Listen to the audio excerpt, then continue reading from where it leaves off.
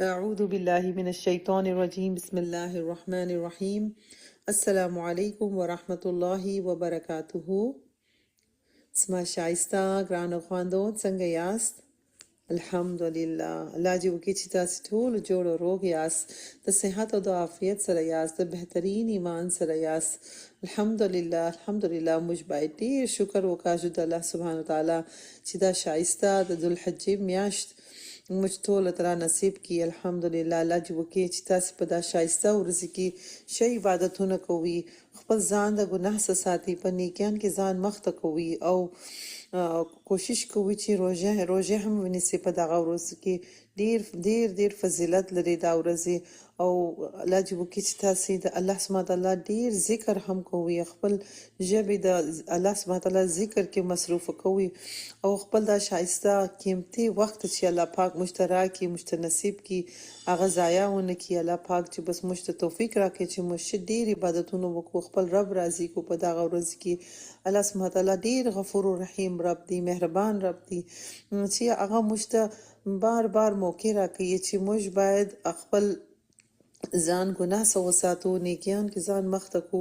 او دا لس ورځې دا د الله سبحانه وتعالی یو شایسته تحفه ده زموږ لپاره. شکر چې موږ ژوند لرو، الحمدلله ژوندي یو او اوس دا چانس لرو چې موږ الله پاک راضي کولای سو، توبه استغفار کولای سو، د الله سبحانه وتعالی حمد بیانولای سو. الله پاک چې موږ ته توفیق راکړي چې موږ دا شایسته ورځې کې ډېر شایسته عبادتونه وکړو. امید کوم چې تاسو ټول نن تیار ناست یاست اخلاصي نیت سره، او دا نیت سره چې د الله سبحانه وتعالی امر باندې عمل وکړو او الله سبحانه وتعالی موږ ټول د بھارت علم اخستل آسان کی او موږ ته استقامت راکړي په د لار باندې، او موږ ټول ته اخلاص هم راکړي چې هر کار هر عمل چې کوو الله ستاسو رضا په خاطر وکړو، ستاسو اجر وغواړو. امين يا رب العالمين. رب اشرح لي صدري ويسر لي أمري واحلل عقدة من لساني يفقه قولي. ربي زدنا علما، اللهم فقهنا في الدين، اللهم إنا نسألك علما نافعا وعملا متقبلا ورزقا طيبا. اللهم انفعنا بما علمتنا وعلمنا ما ينفعنا وزدنا علما. سبحان الله وبحمده سبحان الله العظيم. سبحان الله وبحمده عدد خلقه ورضا نفسه وزينة عرشه ومداد كلماته. لا إله إلا أنت سبحانك إني كنت من الظالمين. يا حي يا قيوم برحمتك أستغيث. اللهم صل على محمد وعلى آل محمد كما صليت على إبراهيم وعلى آل إبراهيم إنك حميد مجيد. اللهم بارك على محمد وعلى آل محمد كما باركت على إبراهيم وعلى آل إبراهيم إنك حميد مجيد. دا حدیث د ذوالحجې لس ورځو په باره کې دي او هغه ورځې اوس الحمدلله اوس شروع دي. په حدیث کې راغلي دي چې یو ورځ لا د الله په نظر کې دوغونه عظمت والا نه دي لکه دا لس ورځې، او نه د یو ورځ نیک عمل د الله په نظر کې دوغونه عظمت والا دي لکه دا لس ورځ نیک عمل. او دا ورځو نیک عمل الله سبحانه وتعالی ته ډیر محبوب دي. او په د الله سورځ کې نبی صلی الله علیه وسلم فرمایلی دي چې د دریم کلمې ذکر ډیر وکي. د دریم کلمه سبحان الله والحمدلله. نو الحمدلله مستدا حدیثو سے معلوم سوچي د الله سورځ ډیر فضیلت لري. اوس چې شروع دي او الله سبحانه وتعالی د الله سورځ نیک عمل خوشیه، نو موږ باید کوشش وکړو چې دا ورځ ضایع نه کو او موږ خپل بس او طاقت په مطابق نیک عمل کوشش وکړو. الله سبحانه وتعالی موږ ته توفیق راکړي چې شی عبادتونه وکړو، تکبیر او د دریم کلمه ذکر و ډیر وکړو، او موږ ته هدایت راکړي چې روزه هم ونیسو. او یو بل حدیث په مسلم کې راغلی دی، هغه کې بیان شوی دی چې رسول الله صلی الله علیه وسلم د ذوالحجې د میاشت په نام ورځ یعنی د عرفات په ورځ روزه نیول او فرمایل چې د عرفات ورځ روزه د تیر کال او د راتلونکي یوې کال ګناه د معافیدو ذریعہ ده. سبحان الله. څونه فضیلت لري دا یو روزه. سبحان الله. الله سبحانه وتعالی موږ ته هم توفیق راکړي چې زموږ کوششونه الله پاک قبول کړي، موږ هر جایز مراد چې الله پاک چې هغه پوره کړي، هر مشکل څخه خلاص کړي، ټول مریضان ته شفای کامله ورکړي. هر څوک چې وفات شوی دی هغه ټول بخشش وکړي. الله سبحانه وتعالی موږ ټول سره راضي سي، جنت الفردوس کې ځای کې او موږ ټول د جهنم د اور څخه وساتي. الله سبحانه تعالی موږ ته توفیق راکړي چې موږ ژوند او مرګ د الله په نامه سي د الله په هر حکم ومنو، هر عمل چې کوو د الله د رضا په خاطر وکړو، هر غلطي چې موږ په تیر ژوند کې وکړله هغه څه توبه وکاږو او بیا هغه ګناه ونه کو، خپل اصلاح وکړو. یا الهي ته خپل د رحمت سره زموږ ګناهونه زموږ د نامه اعمال پاک کې او د هغه پر ځای نیکی نه وشته کې. یا الهي زموږ کوچني او غټ ګناهونه معاف کې، کوم په قصد کړي یا په ناپاهمي کې راڅه سوي ټول معاف کې. هغه ګناه چې په ورځ کې مو کړي یا شپې مو کړي یا هغه ګناه چې موږ خبر لنی سوي، یا الهي ټول ګناه معاف کی. یا الهي مستحق لار را اشکارا کی، هر شي چې حق نه دی نه حق دی هغه زموږ ژوند سے ایست کی. یا الله سبحانه وتعالی موږ ټول په صراط مستقیم باندې روان کی، په خپل دین کې ثینګ کی، زموږ د پاره د جنت لار آسان کی او استقامت او اخلاص راکې د دین لار په باندې د علم په لار باندې مست استقامت راکې اخلاص راکې. یا الهي موږ ته هر سنت او د هر آیات باندې عمل کول توفیق راکې. موږ ټول ته هدایت راکې چې خپل ځان درواک سو وساتو او خپل اخلاق شایسته کو او دا په وس کې موږ ته هم الله سبحانه تعالی په جنت کې کور را نصیب کی. یا الهي موږ ته توفیق راکې چې موږ خپل وخت د قران په زده کېدو په تلاوت کې تیر کو او عمل پر وکړو، د علم لار زموږ لپاره آسان کې، زموږ ذهنونه خلاص کې چې موږ سبقونه په یاد کو. یا الهي موږ ته د انبیاء او صالحین پر رقم مضبوط ایمان راکې، د صحابه کرام پر رقم مضبوط ایمان راکې. یا الهي موږ ستا او ستا د رسول صلی الله علیه وسلم محبت په زړه کې رواچي، د جنت شوق په زړه کې پیدا کې، د نیکیانو شوق په زړه کې پیدا کې. یا الهي دا کې مست توفیق راکې چې دا قیمتي ژوند ضایع نه کو، د آخرت فکر وکړو، د آخرت کور فکر وکړو. موږ ته توفیق راکړي چې د خیر کارونه وکړو، بل ایو بل سره محبت او دوستیان ستا رضا په خاطر وکړو. موږ ټول مؤمنه او محسنه جوړ کې په صالحین کې شامل کې، د نیک خلکو سات را نصیب کې، د بد شریکان سره موږ ټول او ساتي زموږ اولادونه وساتي. یا الهي د نبی صلی الله علیه وسلم په هر سنت باندې یو عمل کول توفیق راکړي، هر کار چې په سنت باندې نه یاغز موږ ژوند سي ایست کې. موږ ته توفیق راکړي چې قرآن هر آیت باندې عمل وکړو. یا الهي موږ ټول بدعات او شرک کولو سو وساتي، ستانه فرمانی سو وساتي، درواغ ویلو سو وساتي، تکبر او ریاکاری سو وساتي، منافقت او شیطانت کولو سو وساتي، سود او هر حرام رزق سو موږ ټول وساتي، هر حرام شي سو وساتي. یا الهي موږ ته توفیق راکړي چې ستا حق ادا کو، د قرآن د آیتو حق ادا کو، ستا بندگان حق ادا کو. که موږ ستا او ستا د بندگان حق کې کمی راسه سوي، یا الهي موږ ټول معاف کړي. یا الهي یا غفور رحیم رب زموږ ډیر ګناهونه سوي ده، یا الهي موږ ټول ګناهکار یو، خطا کار یو، موږ ټول وبخښي، زموږ مور پلار وبخښي، زموږ نیکه ناګانې وبخښي، زموږ ورونه خویندې وبخښي، زموږ استادان وبخښي، زموږ ټول دوستان قریبان وبخښي. یا الهي ټول امت مسلمه وبخښي، ټول مردگان وبخښي. یا الهي زموږ مور لا ډیر مهربان رب ته یا رب العزت. یا الهي خپل مهرباني سره خپل رحمت سره موږ ټول وبخښي. یا الهي موږ به ته ما محبت څوک نه لرو. یا الهي موږ ټول د دوزخ د اور څخه وساتي، هیڅ عذاب طاقت نه لرو. یا الهي ستا د هر عذاب څخه موږ ټول وساتي، د قبر د عذاب څخه وساتي. یا الهي موږ دغه کمزور یو چې دغه کې دنیا اور نه سو برداشت ولای.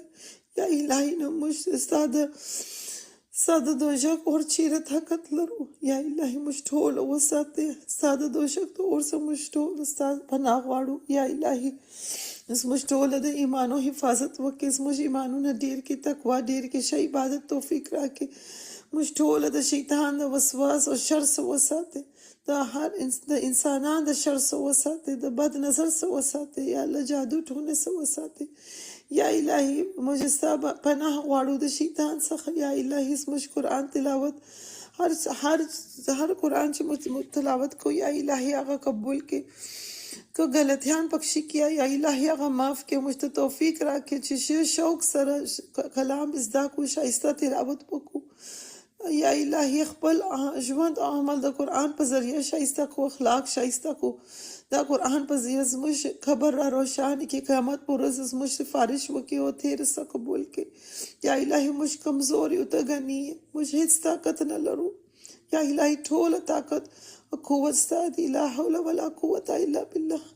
یا الهی د جنت لار زموږ دپاره اسانه کړي. هر څونه ژوند پاتې سوی دی په هغه کې توفیق راکړي چې ستا حکم ومنو، ښه عبادت وکړو، نیک او صالحین اعمال وکړو، تا راضي کړو. هغه کارونه پرېږدو چې ته ناراضه کېږې، ګناه څخه نفرت وکړو، نیکیان څخه محبت وکړو. یا الهی زموږ په زړه کې د دنیا محبت ایسته کړي، بغض حسد کینه ایسته کړي، نفرت څخه زموږ زړه پاکه کړي. یا الهی زموږ په زړه کې ستا محبت ډېر کړي، ستا د رسول صلی الله علیه وسلم محبت را ډېر کړي، د جنت حاصلېدو شوق په زړه کې را واچوي، د آخرت فکر په زړه کې را واچوي.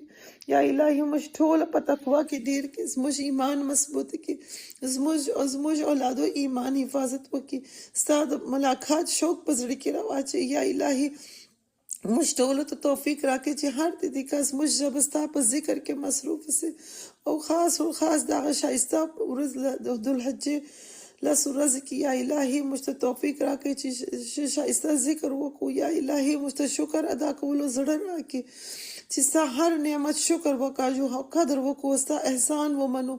موږ ټول ستا شکر گزار بندگان جوړ کړي. یا الهي موږ ټول ته حلال رزق را نصیب کړي، موږ ټول بهترین مثالونه جوړ کړي، زموږ ظاهر او باطن د درواغ څخه وساتي، زموږ په سوچ کې هم خیر واچي. یا الهي زموږ نامه اعمال په راسته لاس کې راکړي، په د پل صراط لاره زموږ دپاره اسان کړي، د دوزخ د اور څخه موږ ټول وساتي، ستا دیدار را نصیب کړي، د ارسایه مو نصیب کړي، د حوض کوثر اوبه را نصیب کړي. یا الهي موږ ته هدایت راکړي چې خپل اولادو ښه تربیه وکړو، د دین لار دې ته ور وښو.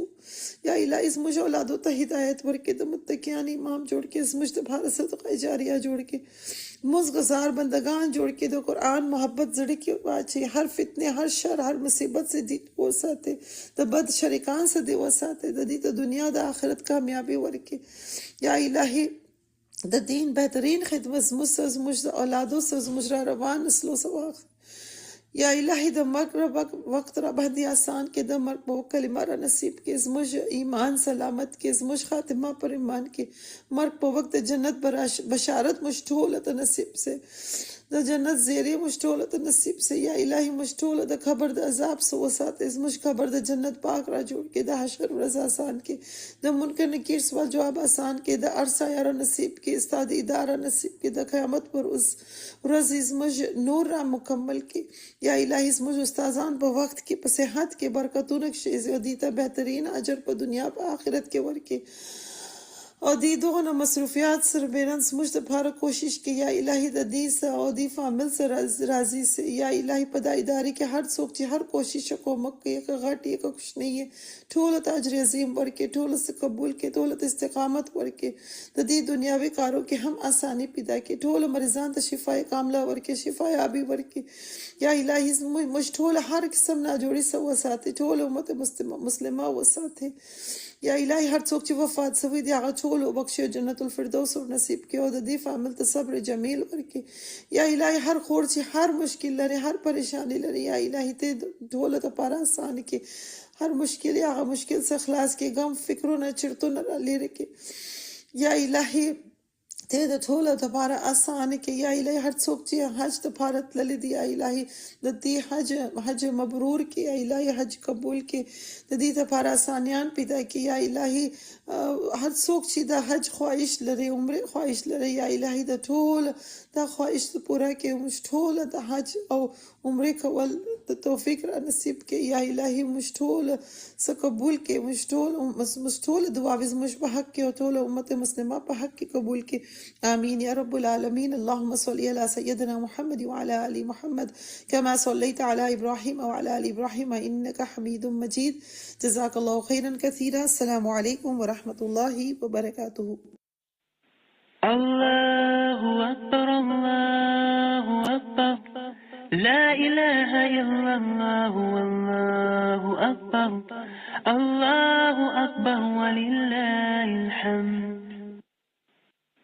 الله أكبر الله أكبر لا إله إلا الله والله أكبر الله أكبر ولله الحمد الله أكبر الله أكبر لا إله إلا الله والله أكبر الله أكبر ولله الحمد أعوذ بالله من الشيطان الرجيم بسم الله الرحمن الرحيم الحمد لله رب العالمين الرحمن الرحيم مالك يوم الدين إياك نعبد وإياك نستعين اهدنا الصراط المستقيم صراط الذين أنعمت عليهم غير المغضوب عليهم ولا الضالين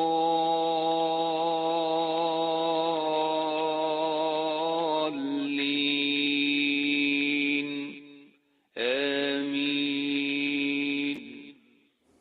آمين يا رب العالمين. نحمده ونصلي على رسوله الكريم أما بعد الرجيم بسم الله الرحمن الرحيم رب اشرح لي صدري ويسر لي أمري واحلل عقدة من لساني يفقه قولي ربي زدنا علما اللهم فقهنا في الدين اللهم إنا أسألك علما نافعا وعملا متقبلا ورزقا طيبا اللهم انفعنا بما علمتنا وعلمنا ما ينفعنا وزدنا علما آمين يا رب العالمين. نن به ان شاء الله مونږ سورة البقره آیتونه کوو او زمونږ آیتونه ني د آیه نمبر 102 نه واخله د آیه نمبر 103 پوری، یعنی د یو سل او دو آیت نه واخله د یو سل او درې آیت پوری. اوله به مونږ د دې آیتونو لفظي ترجمه کوو. اعوذ بالله من الشیطان الرجیم بسم الله الرحمن الرحیم واتبعوا او هغوی پیروي وکړه ما تتلو د هغه څه چې لوستل به الشیاطینو شیطانانو علی ملکی په بادشاهۍ کې سلیمان د سلیمان علیه السلام وما او نو کفر کړي سلیمان علیه السلام ولكن او لیکن الشیاطین شیطانانو کفر کړي وو يعلمون هوی بخودلو الناس خلقتا السحر جادو وما او سوچی انزل نازل شویو علا پا الملکینی دو فرشتو باندی ببابل پا بابل کی هاروت پا هاروت و ماروت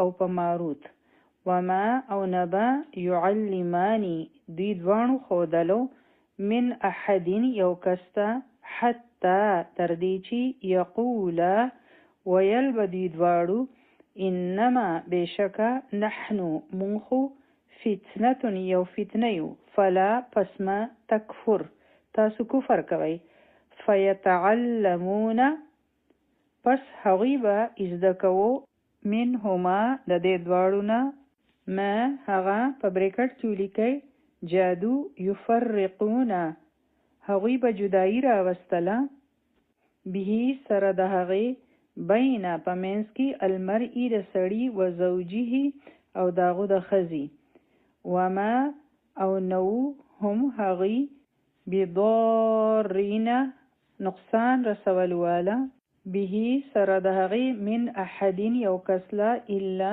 مگر باذن الله د الله تعالی د اذن سره ويتعلمون او هغوی به زده کوو ما سوچیبا یضرهم نقصان ورکولو هغیلا ولا او نبا ینفعهم هغی سو فائدہ ورکوله هغیلا ولقد او البته بشکا علمو هغی ته پته وه لمن البته چا چې به اشتراه واخیستو هغه په بریکټ کې ولیکئ جادو ما نشته له د هغه دپاره فی الاخرة په آخرت کې من خلاق څه حصه ولبئس او څومره بد دی ما شرو چې دوی خرڅ کړل به په بدله کې د هغې انفسهم خپل ځانونه لو کاش کانو چې وی دوی یعلمونه دی پوهېدې ولو او کچری انهم بشک هغوی آمنو ایمان راوړی وي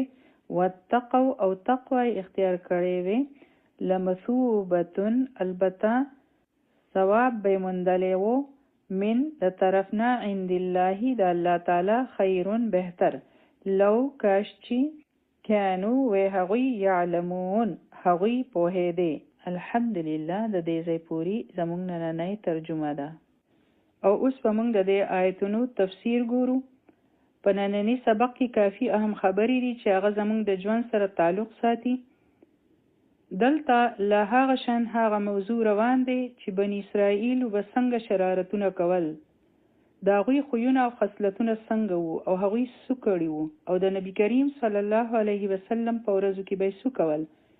اوس دلته سوال دا پیدا کیږي چې دا خبرې موږ ته ولې کیږي او زموږ د دې خبرو سره څه تعلق دی. هغوی خو پخواني خلک وو او لاړل تیر شول. یعنی یو لوستل والا ته دا خبره ډېره اهم او ضروري نه ښکاري چې دا خو د بني اسرائیلو خبرې دي، د دې زما سره څه تعلق دی، زه پرې څه کوم، د دې سره ماته څه میلاویږي. نو لکه څنګه چې درته ما ویلي وو چې د هغه ورځو مسلمانان بني اسرائیل وو او هغه یو منتخب شوی امت وو، چوزن امت وو. الله سبحانه وتعالی هغوی له مقام ورکړی وو او که چېرې تاسو په دې خبره باندې پوه شوئ نو بیا به ستاسو دلچسپي قایمه وي. نو موږ له په دې باندې پوهېدل دي چې دا خبره موږ ته ولې کیږي او د دې وجه څه ده. او که چېرې تاسو وګورئ نو اولنۍ آیه دا راغلی وو چې یا بني اسرائیل اذکروا نعمتي التي انعمت علیکم، او چې بیا کله د هغوی ذکر ختم شي نو زه به تاسو ته ووایم چې ګورئ دلته بیا د هغوی ذکر راغی، یعنی دا آیت به یو ځل بیا راځي او د دې په منځ کې ټول د بني اسرائیلو ذکر دی. نو دا خبرې موږ ته په دې وجه کیږي چې ګورئ ستاسو نه مخکې بني اسرائیلو دا کارونه کړي وو نو تاسو دا کارونه مه کوئ، ځکه چې د داسې رویې په وجه هغوی مغضوب علیهم جوړ شول. او په سورة الفاتحه کې موږ دعا کوو چې یا الله موږ د مغضوب علیهم په لاره باندې مه بوځئ. او که چېرې موږ ته د هغه کارونو پته نه وي نو موږ به بیا خپله اصلاح څنګه کوو او خپل ځان به څنګه بچ کوو. نو دلته موږ ته د هغوی یو خبره واضحه شوې ده او ډېره په اسانه طریقه باندې موږ ته بیان شوې ده چې موږ د دې کارونو نه خپل ځانونه بچ کړو. لیکن د افسوس خبره دا ده که چېرې په دومره اهم صورت باندې موږ پوهه نه شو چې هغې ته د قرآن قب ویلی شوی دی او دا د قرآن کریم د ټولو نه اوږد صورت دی او په دې سورة البقره کې د قرآن ټوله خلاصه ده او د قرآن نچوړ دی ده. او چې په هغه صورت باندې موږ پوهه نه شو او موږ هغه کارونه وکړو په هغه پټلۍ باندې روان شو په کومه باندې چې بني اسرائیل تلي وو. موږ په آیه نمبر 101 کې په تیر سبق کې ویلي وو چې رسول الله صلی الله علیه وسلم دې طرف ته راغی، لیکن د هغې نه پس دوی څه وکړل، په دې کې یوې ډلې د الله تعالی کتاب شاته وغورځوه. د دې مطلب دا نه دی چې هغوی لیټرلی کتاب واخیست او شاته یې وغورځوه، بلکې دا خبره کیږي چې د هغې د کتاب سره څنګه رویه وه. په هره ژبه کې د یوې خبرې دوه مطلبونه وي. لکه یو مثال به واخلو چې هغه دومره بوډا شوی و خو خانه کعبه به یې په سپینه ږیره جارو کوله، د دې هرګز دا مطلب نه وي چې هغه خپله ږیره واخیسته او د جارو په طور استعمال کړه او د هغې سره به یې خانه کعبه جارو کوله، بلکې د دې خبرې مطلب دا دی چې هغه به په بوډاوالي باندې خانه کعبه جارو کوله، یعنی سپینګیری شوی و خو خانه کعبه به یې جارو کوله. نو هم دغه شان دلته دا خبره کیږي چې دوی د الله تعالی کتاب اګنور کړی و، یعنی هغې له به یې هیڅ اهمیت نه ورکوه، لکه څنګه چې نن زموږ حال دی.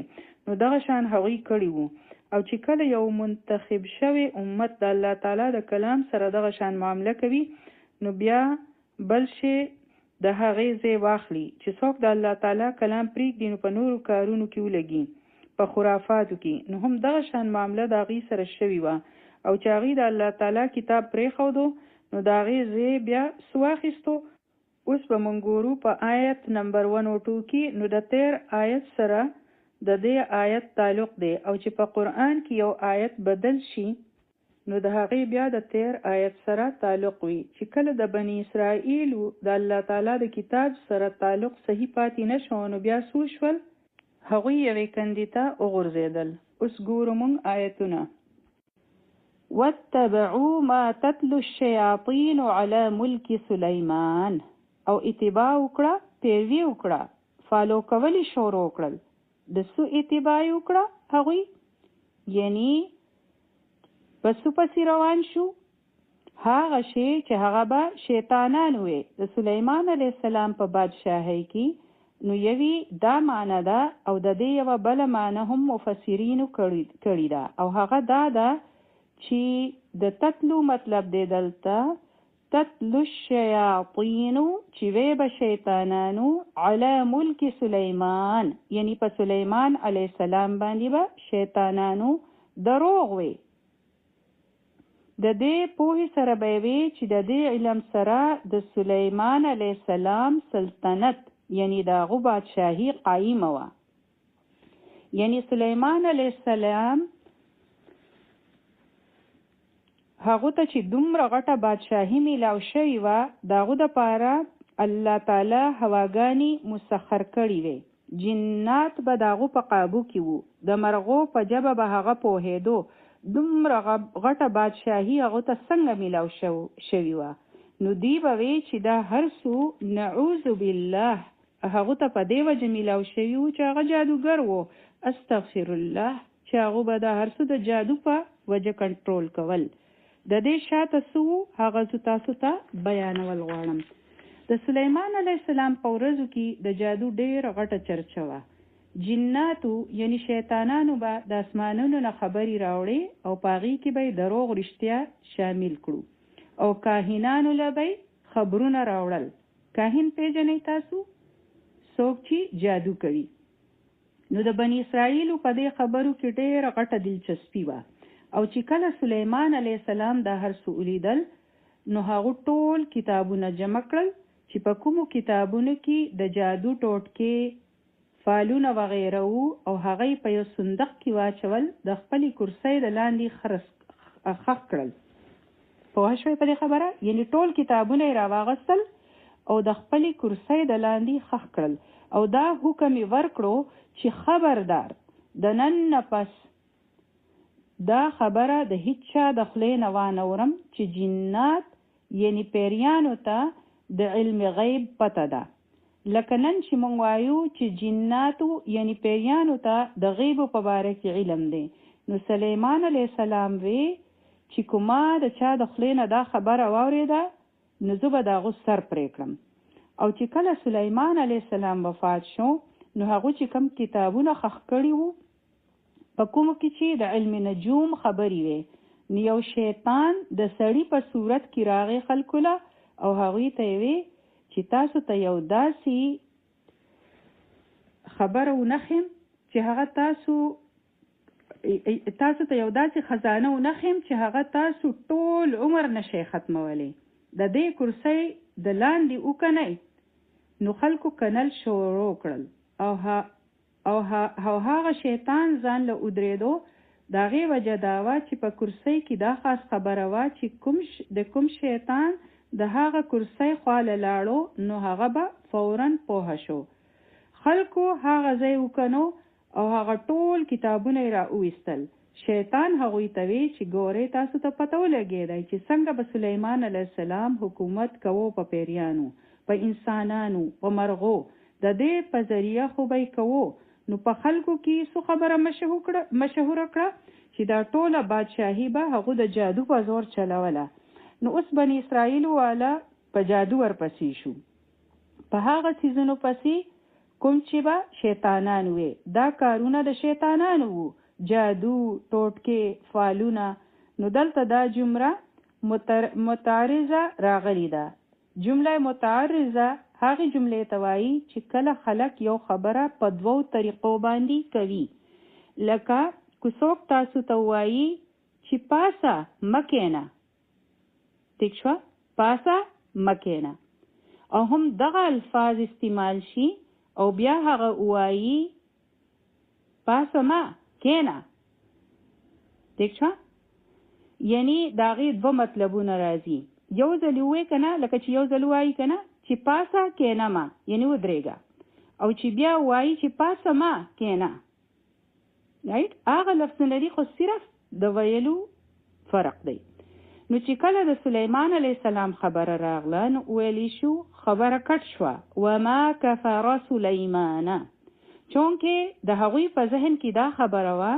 نو دلته هغوی ته ویلی شو چې حالانکه نو کفر کړي سلیمان علیه السلام، او دلته د کفر سمانه ده نه هغه خو چرته د بوتانو پوجه نه کړي. دلته د کفر نه مراد جادو دی، چونکې د هغوی په دماغو کې د سلیمان علیه السلام متعلق دا خبره موجود وه چې هغه به جادو کوو. نو دلته هغوی ته ویلی شو چې نه، سلیمان علیه السلام خو چرته هم کفر نه دی کړی.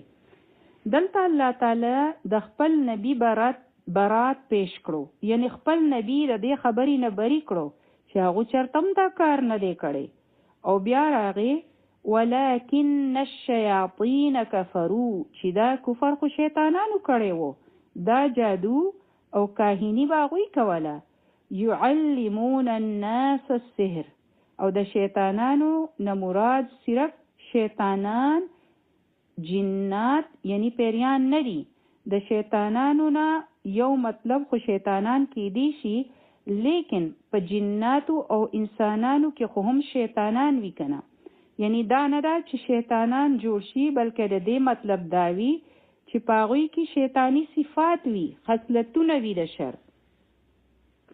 ځکه ماشومانو ته چرته هم داسې مه وایئ چې تو ډېر غټ شیطان یې. استغفر الله، څومره خرابه خبره مونږ یو بچي ته کوو. د دې خبرې نه پناه غوښتل پکار دي. نو شرارتي ورته وایئ، لیکن شیطان ورته چرته هم مه وایئ. شیطان خو ډېر غټ خبیث مخلوق دی. نو په انسانانو کې چې څوک شیطانان جوړ شي، یعنی هغوی هم هغه کارونه کوي کوم چې شیطانان کوي. نو هغوی جادو زده کړو او هغوی به نورو خلکو ته هم جادو خیلو. نو دلته الله تعالی فرمایل چې زما نبی یعنی سلیمان علیه السلام جادو نه دی کړی، دا جادو به شیطانانو کوو، خو نوم به د سلیمان علیه السلام لګوو. چې کله به د سلیمان علیه السلام نوم راغی نو زر به هغه پسې دا خبره وکړه. لکه چې یو بنده غلط کار کوي نو هغه بیا وایي چې فلانې هم دا کار کوي. تاسو ته پته ده د یو غټ بنده نوم واخلي. لکه نن هم خلق دا الفاظ استعمالوي، لکه سلیمانی ټوټکې یا لوح سلیمانی چې کله هغوی د جادو کار کوي. استغفر الله، ځان له څه خبرې جوړې کړي دي. او قرآن دا خبره کوي چې د سلیمان علیه السلام هیڅ تعلق نه و د جادو سره، لیکن جادوګران تر نن ورځې پورې د هغو نوم استعمالوي. نو چې کله څوک یو غلط کار کوي نو هغوی هغه کار د یو غټ بنده سره ولګوي چې دا کار هغه هم کوي. نو بیا خلک وایي چې هغه به هم دا کار کوو. د هغوی بیا دا خیال شي چې دا به څه کار وي چې دومره غټ خلک یې کوي. نو چې دوی به هم خپله خبره په خلکو منله، یعنی خپله خبره به یې صحیح ظاهروله، نو وی به چې ګورئ سلیمان علیه السلام به هم دا کار کوو. اوس به موږ انشاءالله آیت 102 ګورو. نو هغوی اتباع شروع کړه چې بني اسرائیلو واتبعوا ما تتلو الشیاطین، چې څه به شیطانان وي هغوی به جادو، تلسمات، ټوټکې د هر څه کول. نو دوی هم په هغوی ورپسې شو. د سلیمان علیه السلام نوم یې ولګوو او الله تعالی برات پیش کړو د سلیمان علیه السلام په باره کې، او ای فرمایل چې سلیمان علیه السلام نه بلکې شیطانانو دا کفر کړی وو. او دلته د کفر مطلب دی جادو، او هغوی به خلکو له د جادو تعلیم ورکوو. وما او نور پس ورپسې شو وما انزل على الملكين ببابل هاروت وماروت چې څه نازل شوي وو په بابل کې.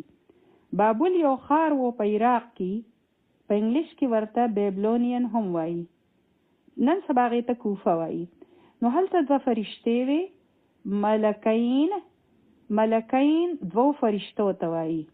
ملک یوې فرشتې ته وایي، ملکین دوو فرشتو ته وایي، او ملائکه دا جمع دی چې کله د دوو نه زیاتې فرشتې شي نو بیا ورته ملائکه وایي. دلته ملکین لفظ راغلی دی د دوو فرشتو دپاره. هغه دوه فرشتې کومې دي؟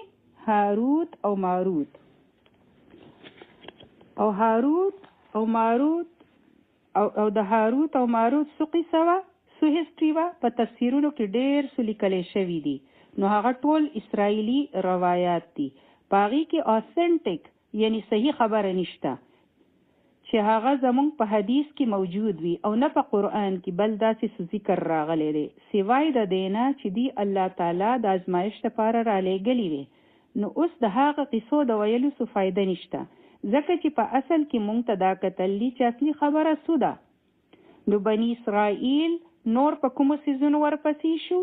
وما انزل على الملكين ببابل هاروت وماروت چې څه نازل شوي وو په دوو فرشتو هاروت او ماروت په بابل کې.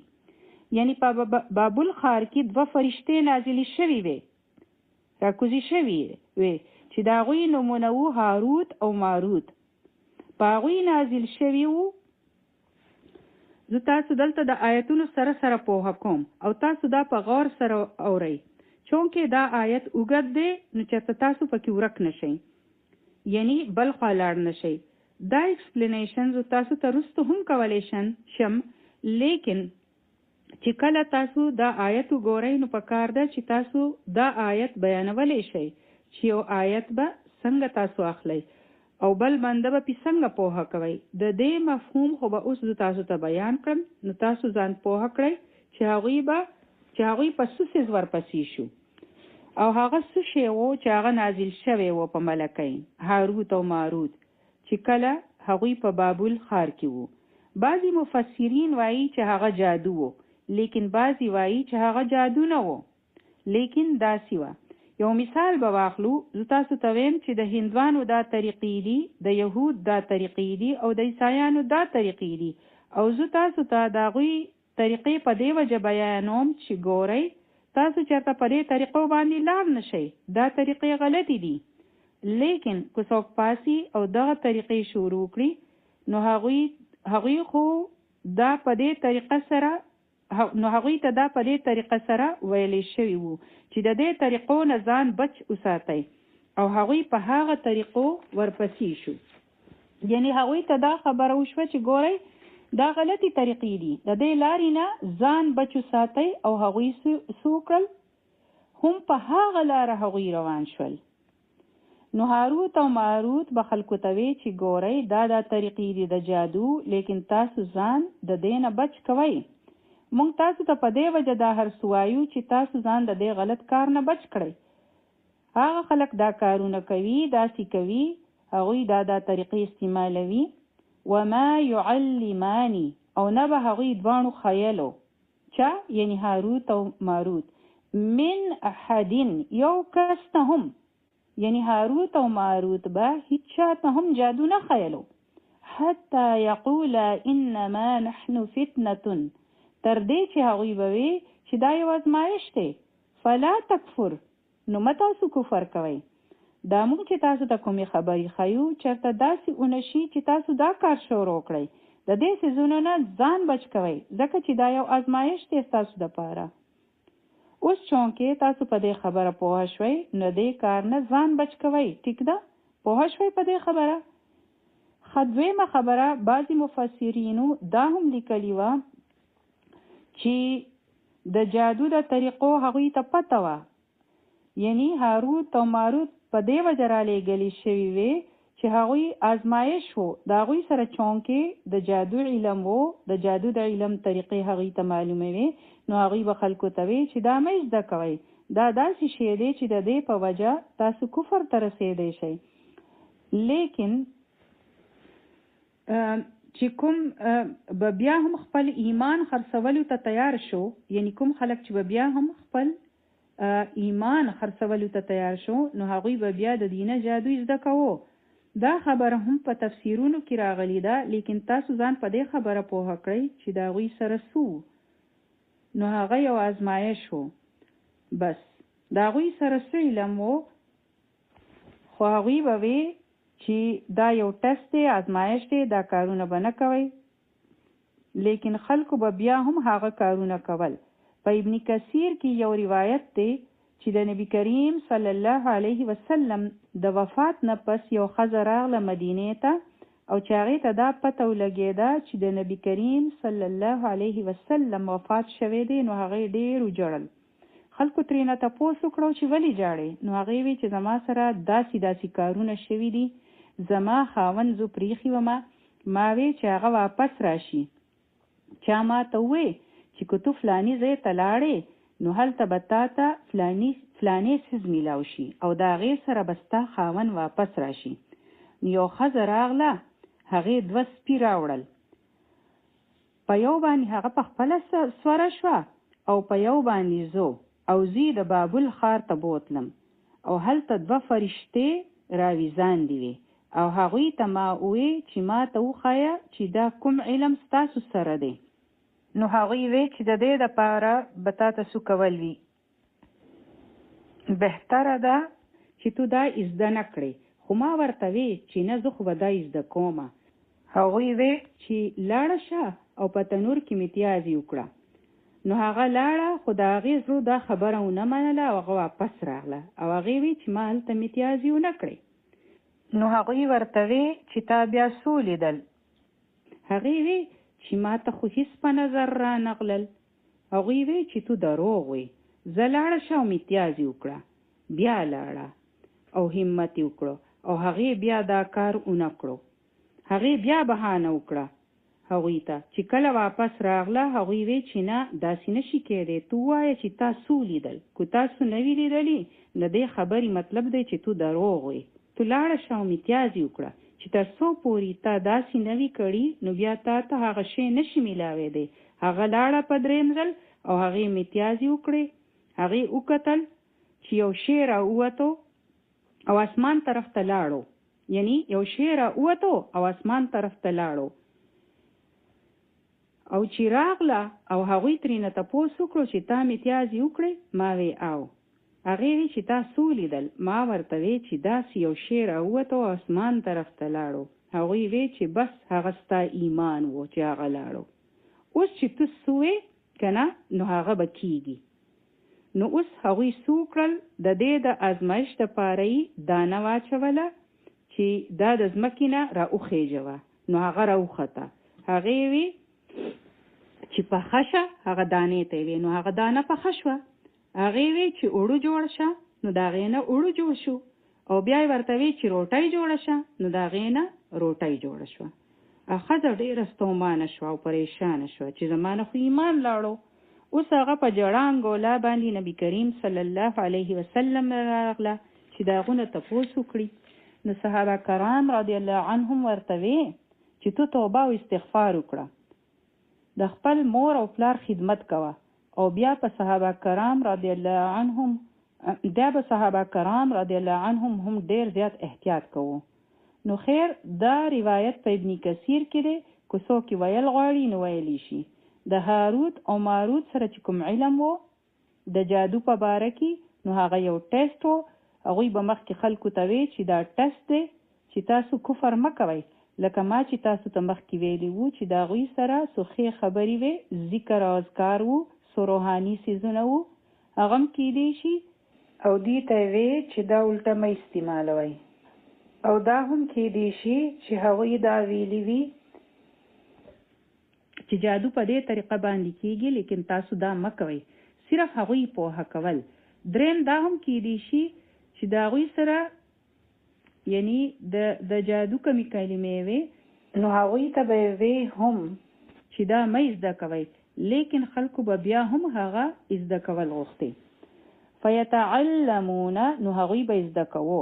د هغوی د زوال انتها دې حد ته رسېدلې وه او دا هغه وخت و چې موسی علیه السلام وفات شوی و، بلکې د هغونه پس یوشع بن نون هم وفات شوی و. داود علیه السلام او سلیمان علیه السلام راغی، هغوی هم تیر شول. نو دا د بنی اسرائیلو هغه دور دی. نو دا د سلیمان علیه السلام نه پس دور دی. نو هغوی له پکار وه چې د الله کتاب یې زده کړی وي، هغه یې شاته کړو او هغوی دا کار شروع کړو. فیتعلمون، نو هغوی به د دې دواړو نه زده کوو، یعنی د هاروت او ماروت نه، ما یفرقون به بین المرء و زوجه، هغه څو چې یعنی هغې به فرق اچوو، جدایي به یې اچوله په سړي او ښځه کې. هغه جادو چې هغه د ټولو نه خراب و. هسې خو هر جادو خراب دی، خو دا د ټولو نه خراب قسم دی د جادو چې کله د خاوند او ښځې په منځ کې جدایي پیدا شي، نو دا جادو به یې زده کوو. اولنۍ خبره خدا ده چې ولی جادو کول جایز دي، او یا دا چې بنده جادو زده کولی شي او یا چاته خیلی شي. ګورئ چې کله هم په ژوند کې هر څه صحیح وي، نو بیا بنده ته د هغې ضرورت نه وي. لیکن بعضې وخت چې کله په حسد کې بنده سوځي، او یا چې د بنده ډېر غټ خواهش وي چې هغه وایي چې بس دا کار اوس پوره شوی، نو بیا هغه په جادو پسې ځي. چې کله هر څه ټیک وي او څه مسله نه وي، نو بیا نه، په جادو کول پسې د تلو وجه سوي هغه دا وي اوس به دا مونږ ګورو چې جادو دی سو. امام زهري رحمه الله فرمایي چې جادو یو داسې کار دی چې په دې کې بنده شیطان ته نږدې کیږي، او دا د شیطان په مدد سره کیږي. پوه شوئ په دې خبره؟ تتلو الشیاطین، شیطانانو به وي. دا یو شیطانی شی دی. د جادو حقیقت دا دی چې یو شی خلق مات کړي او هغه خلکو ته الټه ښکاره کړي، یعنی جادو باطل خلکو ته حق ښکاره کړي. په اسانو لفظونو کې د دې مطلب دا دی چې دروغ خلکو ته رښتیا ښکاره کړي. یو شی چې څنګه وي نو هغه به تاسو ته الټه ښکاره کوي. ابن قدامه رحمه الله فرمایي چې دا جادو د جاړ پونګ سره کیږي، د دم درود سره، د لفظونو سره هم کیږي، په لیکلو سره هم کیږي. د جناتو یعنی پیریانو په ذریعه داسې کار کیږي چې په چا باندې وشي نو د هغه کس په جسم او دماغو باندې اثرات وشي، او د هغې په ذریعه بعضې وخت یعنی دا زه تاسو ته د سخت جادو خبره کومه، انسانان بعضې وخت قتل کیږي هم. یو داسې جادو هم شته چې د هغې په ذریعه انسانان ناجوړه کېدی هم شي، یعنی چې انسان هر قسم علاج کوي او د هغو د بیمارۍ هیڅ پته نه لګي چې په دو اخر چل سو دی، او اچانک په هغو سوچلو شي. ډاکټران د هغو په علاج نه پوهیږي. ځینې بیمارۍ هم داسې وي چې په هغې کې څوک نه پوهیږي. هر کس جادو والا نه وي، نو هر وخت د بنده دا سوچ نه کوي چې په ما چا جادو کړی دی. یعنی په 90% خلکو باندې جادو نه وي شوی، لیکن هغوی ته داسې ښکاري چې جادو دی را باندې، یعنی چا را باندې جادو کړی دی. ټیک ده؟ لیکن داسې یو قسم شته د جادو چې د هغې په ذریعه بنده ناجوړه کیدی شي. یو دا هم قسم دی چې په هغې سره سړی نامرد شي چې هغه د خپلې ښځې سره تعلق نشي ساتلی. او یو هغه هم قسم دی چې د هغې سره د ښځې خاوند په منځ کې جدایي راځي. یو هغه قسم هم دی چې د هغې سره د ښځې خاوند په منځ کې دشمني پیدا شي. او بني اسرائیل دومره د ذلت حد ته رسېدلی وو چې په هغوی کې یو سړي دا خبره ډېره غټه ګڼله چې ما د بل ښځه خپل ځان طرف ته مایله کړې، اټراکټ مې کړې. دا به ورته ډېره غټه کارنامه ښکارېده. یعنی داسې جادو به یې وکړو چې هغه کس ته به خپله ښځه ډېره بده ښکاره شوه، او هغه به بیا خپلې ښځې ته نه نږدې کېدو، او ښځې ته به سړی بد ښکارېدو. او بیا به یې داسې جادو وکړو چې هغه ښځې ته به بل سړی ښه ښکاره کېدو، او سړي ته به د خپلې ښځې نه علاوه بله ښځه ښه ښکارېده. دا عاملان چې وایي چې محبوب بس تاسو په قدمونو کې راشي، نو دا څه شی دی؟ استغفر الله ربي، یعنی محبوب بس تاسو په قدمونو کې. دا څومره غټ یو حرام کار دی. کو هغه یو ناوادي شوي پیغله وي، کو هغه یو وادي شوي جینۍ وي، محبوب بس تاسو په قدمونو کې راشي. دوی څه ویل غواړي؟ یعنی هغوی به داسې زوراور جادو کړي چې محبوب بس تاسو په قدمونو کې راشي، چې د هغو په زړه کې به ستا خیال راشي، د هغو ستا سره به محبت پیدا شي، هغې ته به خپل سړی بد ښکاره شي او دی به ورته ښه ښکاره شي. نو دا خلک د جادو په ذریعه کوي. استغفر الله ربي. یو خبره یاد ساتئ او د افسوس خبره دا ده چې انسان دومره د یو کار د پاره مجبور شي چې هغوی داسې ځایونو ته تلل شروع کړي. او نن به زه تاسو ته هغه خبرې بیان کړم او دا خبرې به درته دومره واضحه کړم چې تاسو کم از کم په دې خبره پوه شئ چې که ستاسو په ژوند کې هر څه راشي نو داسې ځایونو ته چرته هم مه ځئ، ځکه چې دا د ژوند یو آزمایش دی. په دې کې غمونه او خوشحالۍ راځي، ځینې به داسې څیزونه راځي چې هغه زموږ د مرضۍ خلاف وي. په دې کې به غمونه هم راځي، پریشانۍ به هم راځي، مسلې به هم وي، ډېر هر څه به وي. لیکن الله تعالی څه فرمایلی دي چې والله مع الصابرین، الله تعالی د صبر کولو والو سره دی. مونږ ولې هر وخت وایو چې هر کار دې زما په مرضۍ سره کیږي؟ زما د زوی دې هغه ځای وادو شي کوم ځای چې زما خواهش وي، که هغه ښځې له بیا طلاق هم ورکړي، یعنی د هغو خوښه دی هم نوي. زما په کور کې په کار ده چې فلانې شي وي، د فلانې دی خامخا اولاد وي. نو اصل جادو خلق ولی کوي؟ ځکه چې هغه وایي چې دا کار خو ما ته د الله تعالی نه ملاویږي، ما خو ډېرې دعاګانې وغوښتې او بیا هم دا کار نه کیږي، اوس به زه جادوګر له لاړه شم. دغه ویل غواړي خلک که نه؟ د دې ځای نه خو زما کار نه کیږي. یعنی هغه څه ویل غواړي؟ جادو ته کفر خو هسې نه دی ویلی شوی، قرآن جادو ته کفر ویلی دی، دا بل چا نه دی ویلی. قرآن وایي چې دا کفر دی، یعنی د جادو کولو سره د بنده نه ایمان لاړ شي او کافر شي. نبی کریم صلی الله علیه وسلم چې د اوو مهلکاتو یعنی تباه کېدو والا ګناهونو خبره کړې وه، یعنی اوو داسې کارونه دي چې هغه ګناه کبیره دي. په ګناهونو کې هم درجې دي او د ټولو ګناهونو یو عمره ګناه نه وي.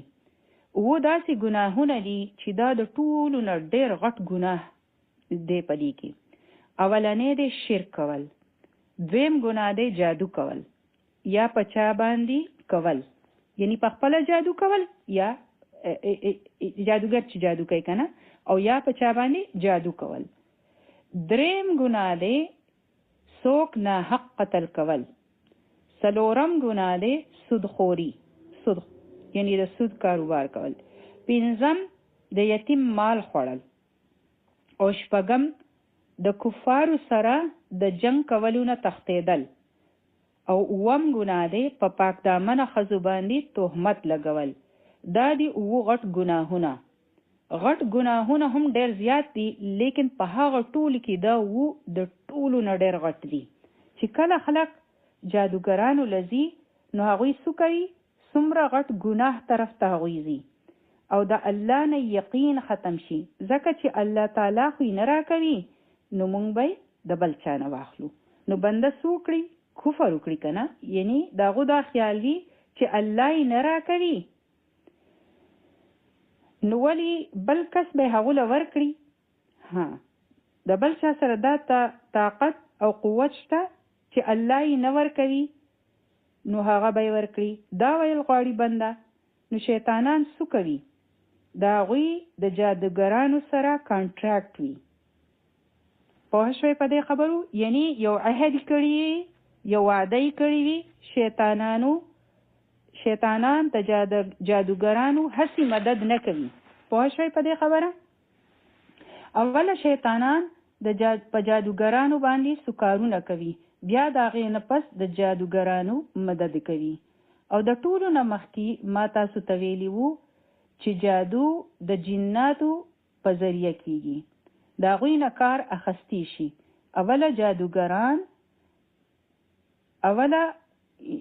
یعنی اوس جادوګران دا جنات څنګه خپل طرف ته راولي؟ جنات خو هسې د چا په کنټرول کې نه راځي، نو هغوی څو طریقې څو حربې استعمالوي. پته ده تاسو ته؟ که ما تاسو ته کومې خبرې وکړې که نه، نو تاسو له به دومره کرکه درشي چې تپوس یې مه کوئ. او که چا دا نمونه کارونه کړي وي، نو هغوی ته ډېره غټه توبه او استغفار کول پکار دي، ځکه چې کوم جادوګر وي که نه، نو هغه کارونه کوي چې د هغې سره شیطانان خوشحالیږي. نو دا صرف د هغه غټ شیطان خبره نه ده، یعنی جنات والا شیطانان چې دي، نو هغوی خوشحاله شي، او چې کله هغوی خوشحاله شي، نو بیا هله هغوی مدد کوي، هغوی بیا د جادوګرانو سره دوستی کوي. نو راځئ چې وګورو چې جادوګران څه کوي. ٹھیک شو؟ هغوی قرآن مجید د خپو نه چاپېره کړي، استغفر الله ربي، او ټویلټ ته لاړ شي، او قرآني آیاتونه د غلاظت یعنی سقا څیزونو سره لیکي، یعنی د ښځو د ماهوارۍ وینه راواخلي، پیریډز چې ورته وایو، د هغې سره یې لیکي. د خپلو خپو د په تلو باندې قرآني آیاتونه لیکي، او سورة الفاتحه الټه لیکي. منځ بغیر د ودو سره کوي، بغیر د اودس نه، هر وخت د جنابت په حالت کې وي، یعنی چې کله ښځه او سړی تعلق قایم کړي او د هغې نه پس غسل نه کوي.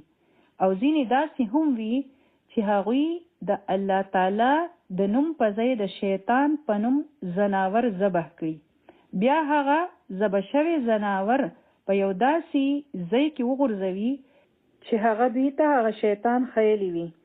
تاسو اورئ نه چې هغوی وایي چې توره کوتره راوړئ یا تور الو راوړئ، هغوی هر شی تور راغواړي. دا تور رنګ د هغوی ډېر خوښ وي، ځکه چې د هغوی زړونه تور وي، نو تور کارونه کوي. جهنم هم تک تور دی، او د دوی خباثت هم تور دی، او تیارې واله دي. نو د دوی هر تور څیز خوښ وي، د ستورو نه غواړي او هغوی ته سجده کوي، او بعضې وخت خپلې مور یا لور سره بدکاري کوي. نو بیا شیطانان یعنی جادوګرانو سره دوستی شروع کړي. هسې دوستی نه کوي چې څومره جادوګر په دې غلیظه کارونو کې مخکې ځي، نو شیطان هغومره د دوی په اشارو روان وي. او چې کله دوی دوستی وکړي، نو تاسو پوه شئ چې دواړه په شریکه د الله تعالی نافرمانی کوي. بیا چې د شیطانانو کوم غټ سردار وي، نو بیا د خپلې قبیلې یو جن د جادوګر په خدمت کې ورکړي چې د فلانی جادوګر خدمت کوه. اوس دی د هغه غلام جوړ شي. اوس کو دی هغه پرېږدي، نو بیا جادوګر د دوی شکایت هغه غټ شیطان ته وکړي، بیا هغه دی وهي، ځکه چې دا رښتینې خبرې دي چې کله دا شیطان په بنده باندې راشي او په هغو کې ننوځي، نو هغه جن ته وایي چې مونږ نه وځو، ځکه چې که مونږ ووتو نو زمونږ مشر به مونږ مړو کړي. هغوی د بنده نه وتل نه غواړي او انکار کوي. نو اوس دی د جادوګر په کنټرول کې وي، دی د هغو په خدمت کې لګېدلی وي. اوس چې د جادوګر څنګه مرضي وي، نو کار ترېنه اخلي، کله یې په چا پسې ولګوي، او کله د یو نه زیات جنات هم وي، ځکه د جادوګرانو په مخونو باندې یو نحوست وي، او چې هغوی کله په ټي وي باندې اشتهارات یعنی ایډورټایزمنټ ورکوي چې ستاسو دا کار به په 24 غنټو کې وشي. نو د خدای نه ویریږئ، هر مسله به حل شي، او خپل عقل لږ استعمال کړئ چې په دې ځمکه د ټولو نه بیسټ کوم بنده تیر شوی دی، نو هغه څوک و؟ نبی کریم صلی الله علیه وسلم. نو د هغو سره خو داسې څه ټوټکه نه وه چې د هغې په ذریعه به هغو په 24 غنټو کې کار کوو.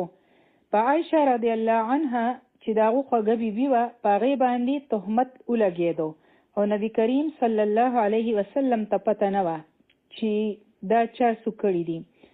یهود راغلی وو یهود راغلی وو او د نبی کریم صلی الله علیه وسلم نه تپوس کړی وو او د نبی کریم صلی الله علیه وسلم نه ان شاء الله ویل هیر شوي وو.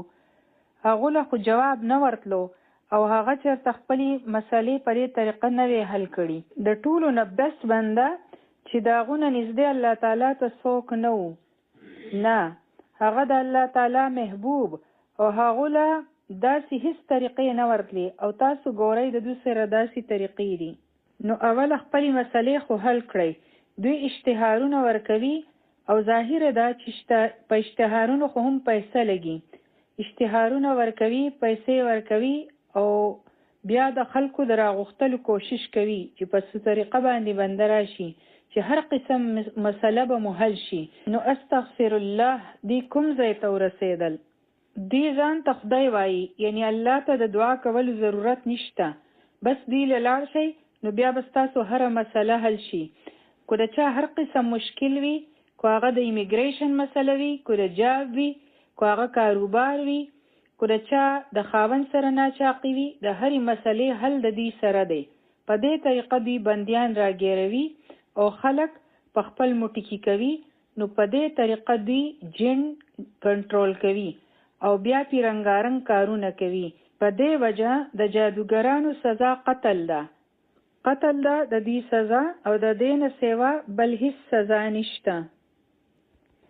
نبی کریم صلی الله علیه وسلم فرمایلی دي چې کوم کس په جادوګرۍ یا کهانت یا فالونو باندې یقین ساتي یا جادو کوي یا پچا کوي.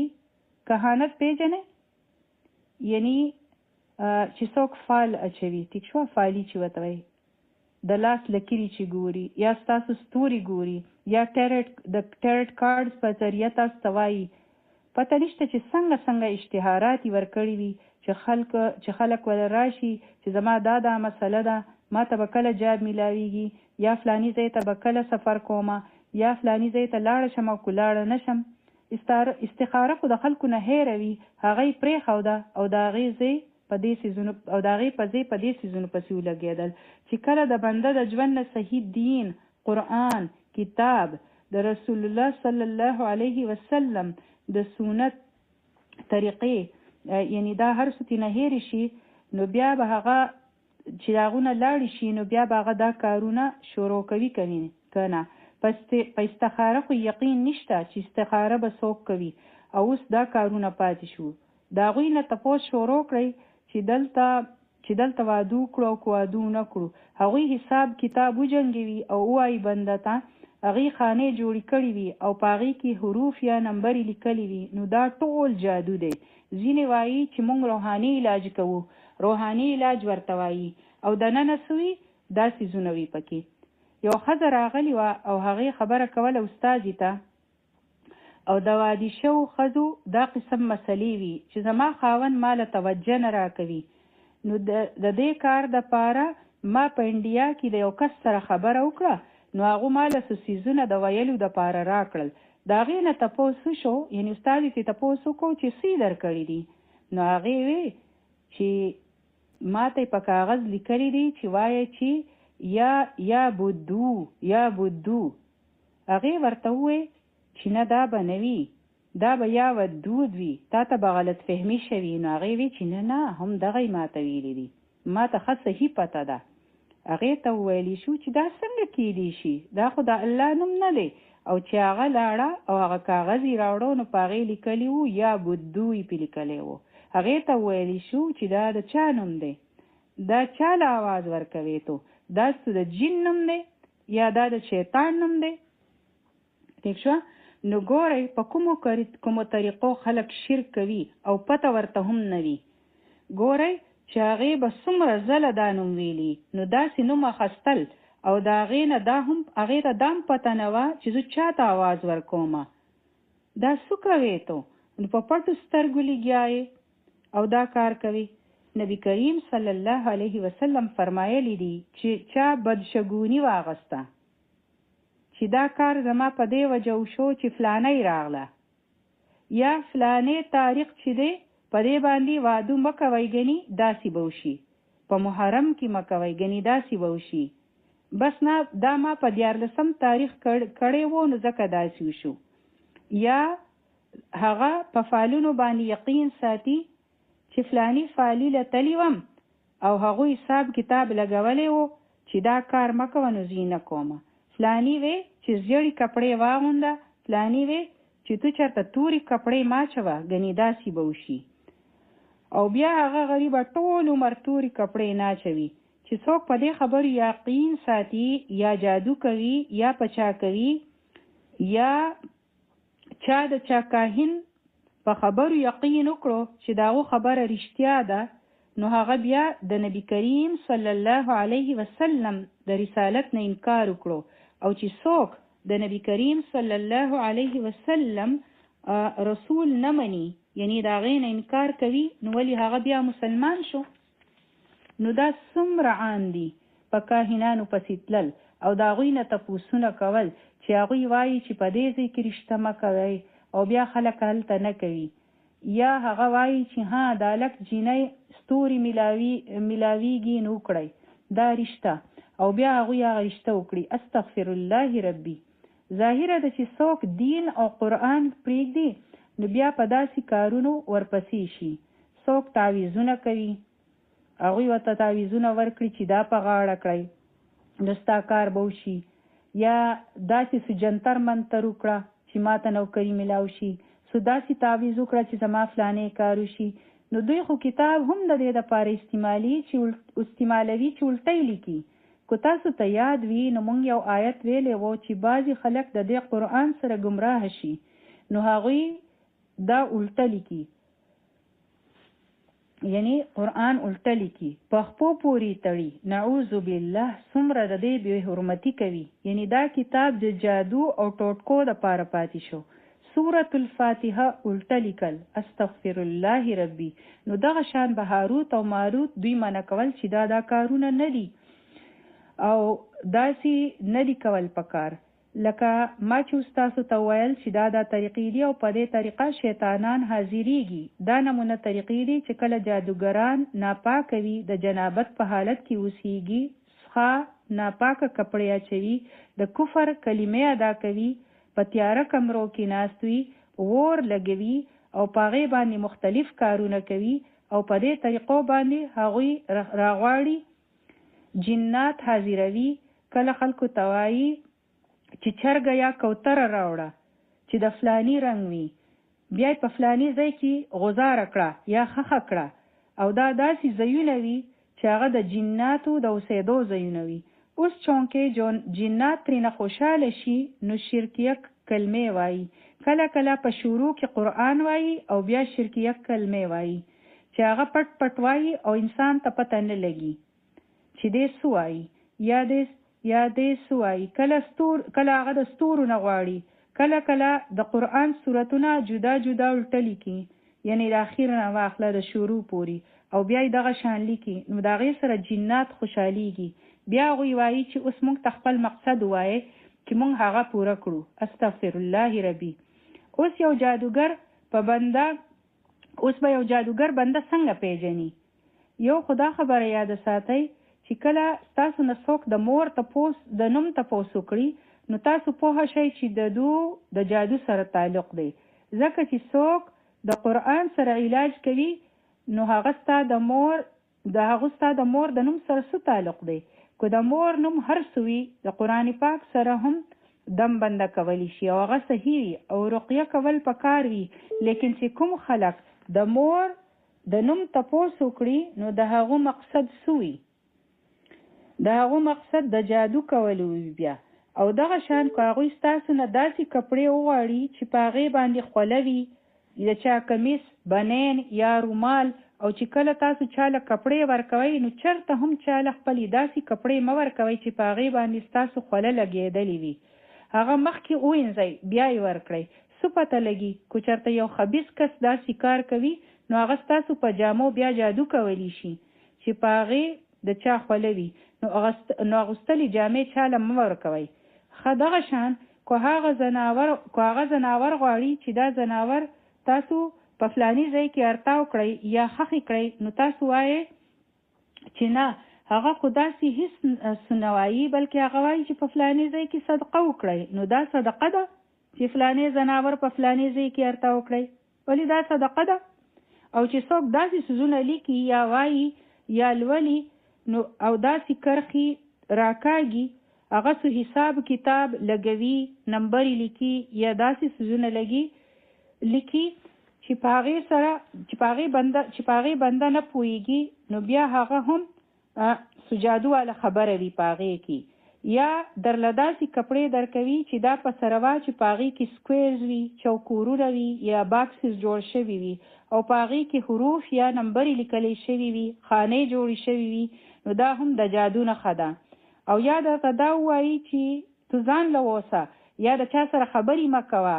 او د افسوس خبره دا ده چې دا کارونه زموږ په ملکونو کې ډېر کیږي او دلته هم خلکو هغه کاروبار شروع کړی دی او وایي چې یو داسې زبردست کاروبار جوړ کړو چې کور له بندیان راځي، نه پسې چېرته تلل وي، نه سو کول وي، نه چېرته دفتر کولا وهل وي، په کور دننه ورله مریدان راځي، عقیدتمند راځي. او زموږ عقل مړ شوی دی، ختم شوی دی چې موږ د خپلو خواهشاتو داسې غلامان شوي یو چې موږ څنګه غواړو او هم هغسې وشو چې کله څوک بیمار وي نو ولې نبی کریم صلی الله علیه وسلم موږ ته د بیمارۍ لپاره دعاګانې نه دي ښیلي؟ ولې موږ ته هیڅ ګایډنس نه دی راکړی؟ هغه وایي نه، په هغې باندې زموږ ایمان نشته، په هغې باندې خو موږ پوهېږو نه، ځکه خو موږ په داسې خلکو پسې ګرځو. بیا که د چا کار نه وي، په کاروبار کې سو پریشاني وي، نو ولې د دې دپاره تاسو ته هیڅ نه دي ښیلي چې موږ په داسې خلکو پسې ګرځو؟ د هغوی نه به موږ ته رزق میلاویږي، د هغوی سره دومره قوت او طاقت دی، نو هغوی خپلې مسلې ولې نه حل کوي؟ یو انسان ځان ته مسلمان وایي او د هغوی ایمان تلی وي او هغو ته پته هم نه وي، هغه ځان ته مسلمان وایي او هغه په کفر کې داخل شوی وي. کله هغوی خلکو ته وایي چې 40 ورځې به تو اوبو له لاس نه وروړې، یعنی تو به لاس نه وینځې. کله هغوی وایي چې دا څیزونه په ځمکه کې ښخ کړئ، چې کله یو ښځه وایي چې زما خاوند زما سره محبت شروع کړي نو هغې له داسې یو شی ورکړي چې په هغې باندې نجاست وي، سخاوالی وي، چې په هغې کې شرکیه خبرې وي، هغه ورله ورکړي. او چې کله څوک مریض وي نو د هغو نوم د هغو د ښار نوم او د سکر دپاره چې هغه راغلی وي نو هغه ورته ووایي چې هغه بنده دا خبره ومني چې دی خو ډېر رسېدلی کس دی او زه تاسو ته د چا نوم نه اخلم، خو د هغې نه بغیر یو خبره کوم چې څوک داسې خبرې تاسو ته کوي نو تاسو پوهه شئ چې څه ګډوډ دی. نو دا تپوس عام کس نه کوي چې ستاسو نوم دی، تو څه کوي یا ستاسو مسله ده. په حج باندې د حج واقعه ده چې دا نمونه خلق داسې کارونه هم کوي. یو کس و او هغه د ګروپ معلم و چې کله د خپل ملګرو سره په ټیکسي کې کېناستو نو هغه ټیکسي والا ته وی چې ستانه دا نوم دی، ستا دا مسله ده، ستا دا پرابلمز دي، تو د دې پریشانو نه تیریږي. او هغه حیران شو چې تا ته څنګه پته ولګېده د دې هر څه؟ که دا هر څه ټیک وي نو پوهه شه چې د هغو سره جنات دي، یعنې هسې خو بنده ته هیڅ پته نه لګي. نو د هغو د دې خبرو مطلب دا و چې زما ملګري په دې خبره خبر شي نو بیا به هغوی مال راځي، بیا په ټولو باندې د هغو روب پریوزي. نو دې دا نمونه کارونه کوي. دغه شان چا خبره کوله چې په نیویارک سټي کې یو سړی روان و نو بل ور سره زر روان شو چې تو د انډیا یې؟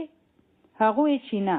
بیا ورته یې چې تو پاکستانی یې؟ هغوی ها تو خو ډېر پریشانه یې، ډېر فکر کوي. نو نن سبا خو هر بنده پریشانه دی، د هر کس سره فکرونه دي. تا کاروبار شروع کړی دی، د اس نوم سره په کور کې چې څوک لیسته او اس نوم والا کس به ستا سره رابطه کوي، تا ته به کال کوي، د هغو سره خبرې مه کوه، هغه به تاله ډېر غټ نقصان درکوي. د داسې خبرو سره یې دوی ته څه ویل غوښتل چې زه ډېر ښه پوهېږم. نو هغو ته بیا هغه بنده وایي چې ټیک ده، تو ما ته هغه ووایه دا ووایه. د داسې خلکو سره څنګه معامله پکار ده د هغوی خبره ایګنور کړئ، د هغوی سره خبرې مه کوئ. د دې مطلب دی چې د هغوی سره جنات دي چې دا نمونه خبرې راوړي. دا جنات برزي او خبرونه اوري او په هغې کې دروغ او رښتیا میلاو کړي او خلکو ته د کاهنانو ته ووایي. او بعضې وخت دوی خلکو له په کاغذ باندې داسې څیزونه ورکړي چې په هغې بنده نه پوهېږي او بیا بنده ته وایي چې دا به په اوبو کې واچوئ او اوبه یې څښئ. د دې ټولو څیزونو د جادو سره تعلق دی او د جادو د ختمولو دپاره خلک سوسو کوي. بیا په دغه جادوګرانو پسې ځي. پکار ده چې زموږ نفرت وي د جادوګرانو نه چې هغوی څومره غلیظ کار کوي او بیا په جادوګرانو پسې منډې وهي چې دا جادو دی او اوس به د دې ماتول ضروري وي، اوس به د دې ماتول د جادو سره وي. نه، نو ولې نبی کریم صلی الله علیه وسلم په جادوګر پسې تلی و چې کله په هغو باندې چا جادو کړی و؟ په نبی کریم صلی الله علیه وسلم باندې هلکه شان اثر شوی و چې سکار به یې کړی و نو هغه به ترېنه هیر و چې دا کار مې کړی دی او که نه. چې کله به د خپلو بیبیانو کره تلی و نو دا به ورته نه وي یاد چې زه تلی وم او که نه. نو الله تعالی په کلام کې راولېږل د دې په باره کې او دا ورته نو ویلي چې په چا جادوګر پسې لاړ شه. مونږ خلک وایو چې نه ډېر غټ جادو دی، تور جادو دی، اوس د دې د مات د فلاني جادوګر سره دی. که چاته ووایئ چې سورة الفلق او یا سورة الناس وایئ نو هغوی وایي چې دا راته څه وړوکی شان شی ښیلی دی. حالانکه الله تعالی فرمایلی دی چې کله تاسو د الله په پناه کې راشئ نو بچ کېدی شئ. یو انسان له دا کار پکار دی چې هغه ټول ګناهونه پرېږدي، کبیره ګناهونه به ورته پرېښودل وي، مونځ به په پابندۍ سره کوي، د نشې څیزونه به نه استعمالوي، میوزیک به د کور نه لرې کړي، تصویرونه یا مجسمې به لرې کول وي هغو ته. یعنی دا هغه څیزونه دي چې د دې سره د رحمت فرشتې نه راځي. او که څوک فحاشي کوي یا بې پردې والا کارونه کوي نو هغه به پرېښودل وي. د سحر ماښام اذکار به ویل وي. چې کله جادوګر په چا پسې جنات ولیږي چې په دو باندې حاوي شي چې په فلاني به کس کې داخل شي، هغوی خو هر وخت نشي داخلېدی. چې کله یو انسان پروټیکټډ وي نو په هغو باندې بیا پیریان یا جنات نشي راتلی. او شیطان کله په انسان باندې حاوي کېدی شي چې کله هغه الله تعالی یادول پرېږدي، چې کله هغه ډېر زیات په غوسه کې وي نو په دغه وخت کې انسان روحاني طور ډېر کمزوري وي او یا چې ډېر زیات په غفلت کې وي او یا چې هغه په هغو باندې ډېره زیاته یره وي. نو دا داسې حالتونه دي چې په دې کې بنده ډېر کمزوري وي. نو دا وخت دا پیریان په بنده کې ننوځي او په هر انسان باندې دا څیزونه اثر نه کوي، لکه څنګه چې وایرس وي او هغه د هغې سره هر بنده نه بیماریږي. چې د چا ایمیون سیستم کمزوري وي نو هغه بیماریږي که نه. او چې کله تاسو روحاني طور کمزوري یې نو دا څیزونه بیا په تاسو باندې اثر کوي. او چې کله تاسو د دننه نه مضبوط یې نو بیا دا څیزونه اثر نه کوي. د دې د بچ کېدو طریقې څه دي؟ کوشش کوئ چې د وضو په حالت کې یې یعنی په اودس کې یې او د الله تعالی ذکر په ژبه باندې جاری ساتئ، ځکه چې کله هم د الله تعالی ذکر وي نو شیطان تختی. د شپې هم د وضو په حالت کې یعنی د اودس په حالت کې سملی. دغه شان د تهجدو د منځ اهتمام کوئ. چې باتروم ته ځئ نو د باتروم د ننوتو دعا وایئ، ځکه چې دا خبیث جنات په ناپاکه ځایونو کې اوسي او ناپاک خلک خوښوي. او چې کله څوک په څښا ځای کې وي، څښا جسمي وي، ټیک شوه، نو دا څیزونه راځي، یا څښا کپړې اغوستې وي یا د هغو ماحول ګندوي څښاوي، نو د جناتو داسې ځایونه خوښ وي. نو ځکه د خپل هایجین ډېر زیات خیال ساتئ، خپل غیر ضروري ویښتو لرې کوئ. او چې څنګه ستاسو پیریډز ختم شي نو زر شاور یعنی غسل کوئ او منځ شروع کړئ، په ګندګۍ کې مه ګرځئ. چې کله تاسو د حیض په حالت کې نو بیا هم د حفاظت دعاګانې ویل مه پرېږدئ. داسې نه ده چې اوس تاسو هر څه پرېږدئ چې اوس زما چوټي ده او تاسو ته پته ده چې د سورة البقره سره شیطان په کور کې نشي داخلېدی، نو دا ضرور وایئ. او د ښځې او د خاوند د تعلق په وخت کې مسنون دعا وایي کومه چې د سنتونه ثابته ده. د سحر ماښام په اذکار کې ټولې دعاګانې راځي، لیکن که څوک ډېر څه نشي ویلی نو 5 څیزونه داسې دي چې دا چرته هم مه پرېږدئ. دا به تقریبا زیاتو خلکو ته یادې وي. اولنی څه دی آیت الکرسی ده. دا سحر او ماښام په دواړو وختونو کې ویل ضروری دي. چې دا څوک سحر وایي نو د ماښامه پورې هغه په حفاظت کې راشي، او چې د شپې وایي نو د سحر پورې په حفاظت کې شي. نو دا لازمی وایي کو بنده ولاړ وي او کو په روانه کې وي. نو دا سحر او مازیګر د منځ نه پس ضرور ویل وي. دویم شی دی معوذات، یو وی معوذتین او یو وی معوذات. ٹھیک شو؟ معوذتین او معوذات. معوذتین سودی دا لفظ د دوو د پاره راځي، نو په دې کې سورة الفلق او سورة الناس راځي، او په معوذات کې سورة الاخلاص هم شامل دی، یعنی سورة الاخلاص، سورة الفلق او سورة الناس. دا داسې ده لکه چې یو پریسکرپشن ډرګ بنده سحر او ماښام خوري، چې کله ډاکټر وایي چې دا ګولۍ به سحر او ماښام خوري، کو بنده نور هیڅ هم نشي کولی نو دا 5 عملونه دي ضرور کوي. ٹھیک شو؟ چې چا دا معوذات وي نو په حدیث کې دي چې هغه د هر څیز نه په پروټیکشن کې راغی، هغه بچ شو. دریم شی دی څلورمه کلمه لا اله الا الله وحده لا شريك له له الملك وله الحمد وهو على كل شيء قدير. دا لسزله ضرور وایي. که څوک سلزله وایي نو ډېره ښه ده، خو کم از کم لسزله سحر او لسزله ماښام ویل ضروري دي. نو دا داسې ده لکه چې بنده په قلا کې پناه واخلي. څلورم شی دی بسم الله الذي لا يضر مع اسمه شيء في الأرض ولا في السماء وهو السميع العليم. نو دا هم چې بنده سحر وایي نو د ماښامه پورې هغه پروټک شي، او چې د شپې وایي نو د سحره پورې د الله په پناه کې راشي. دغه شان 3 ځله اعوذ بالله بکلمات الله التامات من شر ما خلق. ګنې کو تاسو چرته ځئ او یریږئ چې چرته څوک به مو د نظره کړي، مونږ خلک زر وایو چې مونږ زونه څوک به مو د نظره کړي، نو تاسو به د چا نه پټېږئ. نو تاسو ته پته ده چې د چا د نظر نه د بچ کېدو دپاره څه ویل پکار وي. کله کله خو د خپلو خوږو خلکو هم خلکو ته نظر لګي، نو بنده څه وکړي په داسې حالاتو کې د ټولو نه خو پټ پکور کې نشي کېناستی، داسې خو نشي کېدی که نه. نو بیا دا کلمه وایئ چې کله د کوره وځئ اعوذ بکلمات الله التامة من كل شیطان وهامة ومن كل عین لامة. او د دې نه چې مخکې مې درته ووې نو په هغې کې په آخر کې من شر ما خلق دی، نو هغه د هر قسمه مخلوق د شر د بچ کېدو دپاره ده. ټول شرونه چې الله تعالی پیدا کړي دي نو په هغې کې ټول راغلل، شیطان پکې هم راغی او نور هر څه هم.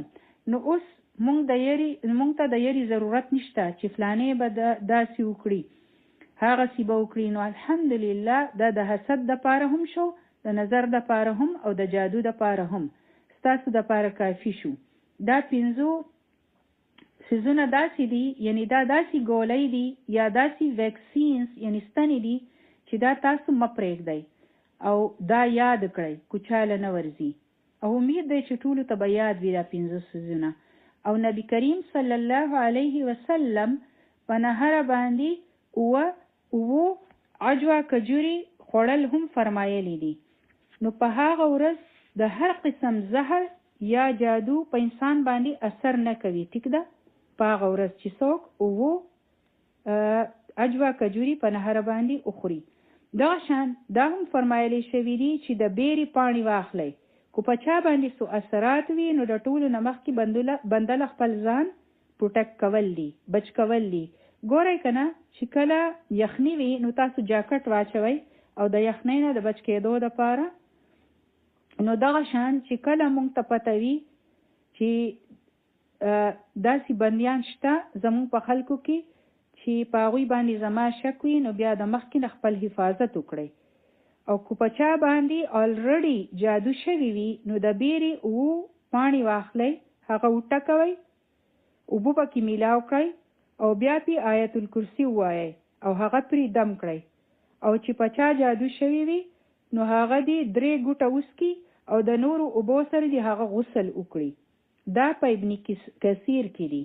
او د سورة الفلق او سورة الناس پشان خو د سره تعویز شته دی نه، او نه د آیات الکرسی پشان. نو دا پوره دي د بنده دپاره. دا شیطان لري کوي د بنده نه.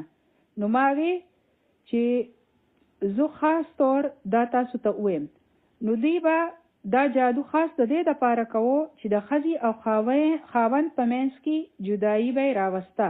او تاسو ته پته ده ټیک ده نور هم ډیر خراب کارونه دي چې په هغې باندې شیطان خوشحالیږي او یا شیطانی لارې دي. لیکن شیطان د ټولو نه زیات په څه خوشحالیږي چې کله د ښځې او سړي په منځ کې ورانې راشي. په مسلم کې حدیث دی او نبی کریم صلی الله علیه وسلم فرمایلی دي دا غټ شیطان یعنی ابلیس د شیطانانو بادشاه دی. د خپل تخت او بو د پاسه ولګوي، بیا ټول شیطانان د غلطو کارونو کولو د پاره ولیږي. او د ټولو نه غټ فتنې والا کار چې دی یعنی د هغو په نس د ټولو نه غټ کارنامې والا کار سوي چې کله هغو ته یو شیطان راشي او دا وایي چې ما د سړي او ښځې په منځ کې شر جوړ کړو او په هغوی کې مې جدایي راوسته. ټول خپلې کارنامې پیش کړي، یو وایي چې ما دا وکړل، بل وایي چې ما دا وکړل. لیکن چې کوم یو وایي چې ما د ښځې او سړي په منځ کې جګړه وکړه، جدایي مې راوسته، نو دی هغو ته ورتر غاړه وځي چې تا خو ډېر غټ کار وکړو او د خپل ځان سره یې کېنوي او د هغو مرتبه اوچته شي. ولی ځکه چې د دې سره نسلونه خرابېږي. تاسو ته پته ده چې کوم ځای بروکن فیملیز وي نو هلته د بچو په نفسیاتو باندې اثر کېږي او دغه شان د 2 خاندانونو په منځ کې دشمنی پیدا شي. نو د هغې اثرات د لري لري پورې ځي او دا وړې خبرې نه دي. نو ځکه دا دومره خراب شی دی. او دا خبره د معذرت سره کوم چې هغوی جادو نه کوي، لیکن هغه کارونه کوي د کومو دپاره چې جادو کېږي او هغوی دا کارونه قصدن کوي او یایي په لا علمۍ کې کوي. چې کله په ښځه خاوند کې محبت وي نو هغه د هغوی بالکل نه وي خوښ او وایي چې دا خو د ښځې پرتوګ دی او هر وخت په هغې پسې شاته روان وي. نو ستاسو پکې څه کار دی؟ که د هغوی په خپلو کې محبت دی، په هغې باندې د خوشحالېدو په ځای په هغوی کې دومره حسد پیدا شي چې اوس موږ داسې څه وکړو چې دوی جدا شي. او ګورئ جادو څه شی دی.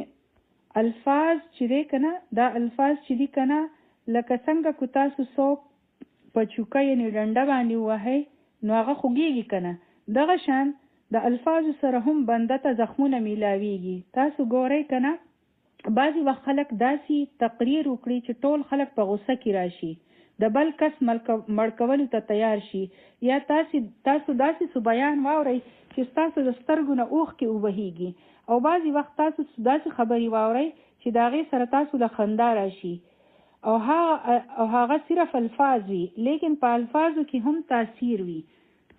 او دغه شان الفاظ کله مونږ بار بار د بل په غوږونو کې واچوو نو د هغې هم اثرات وي.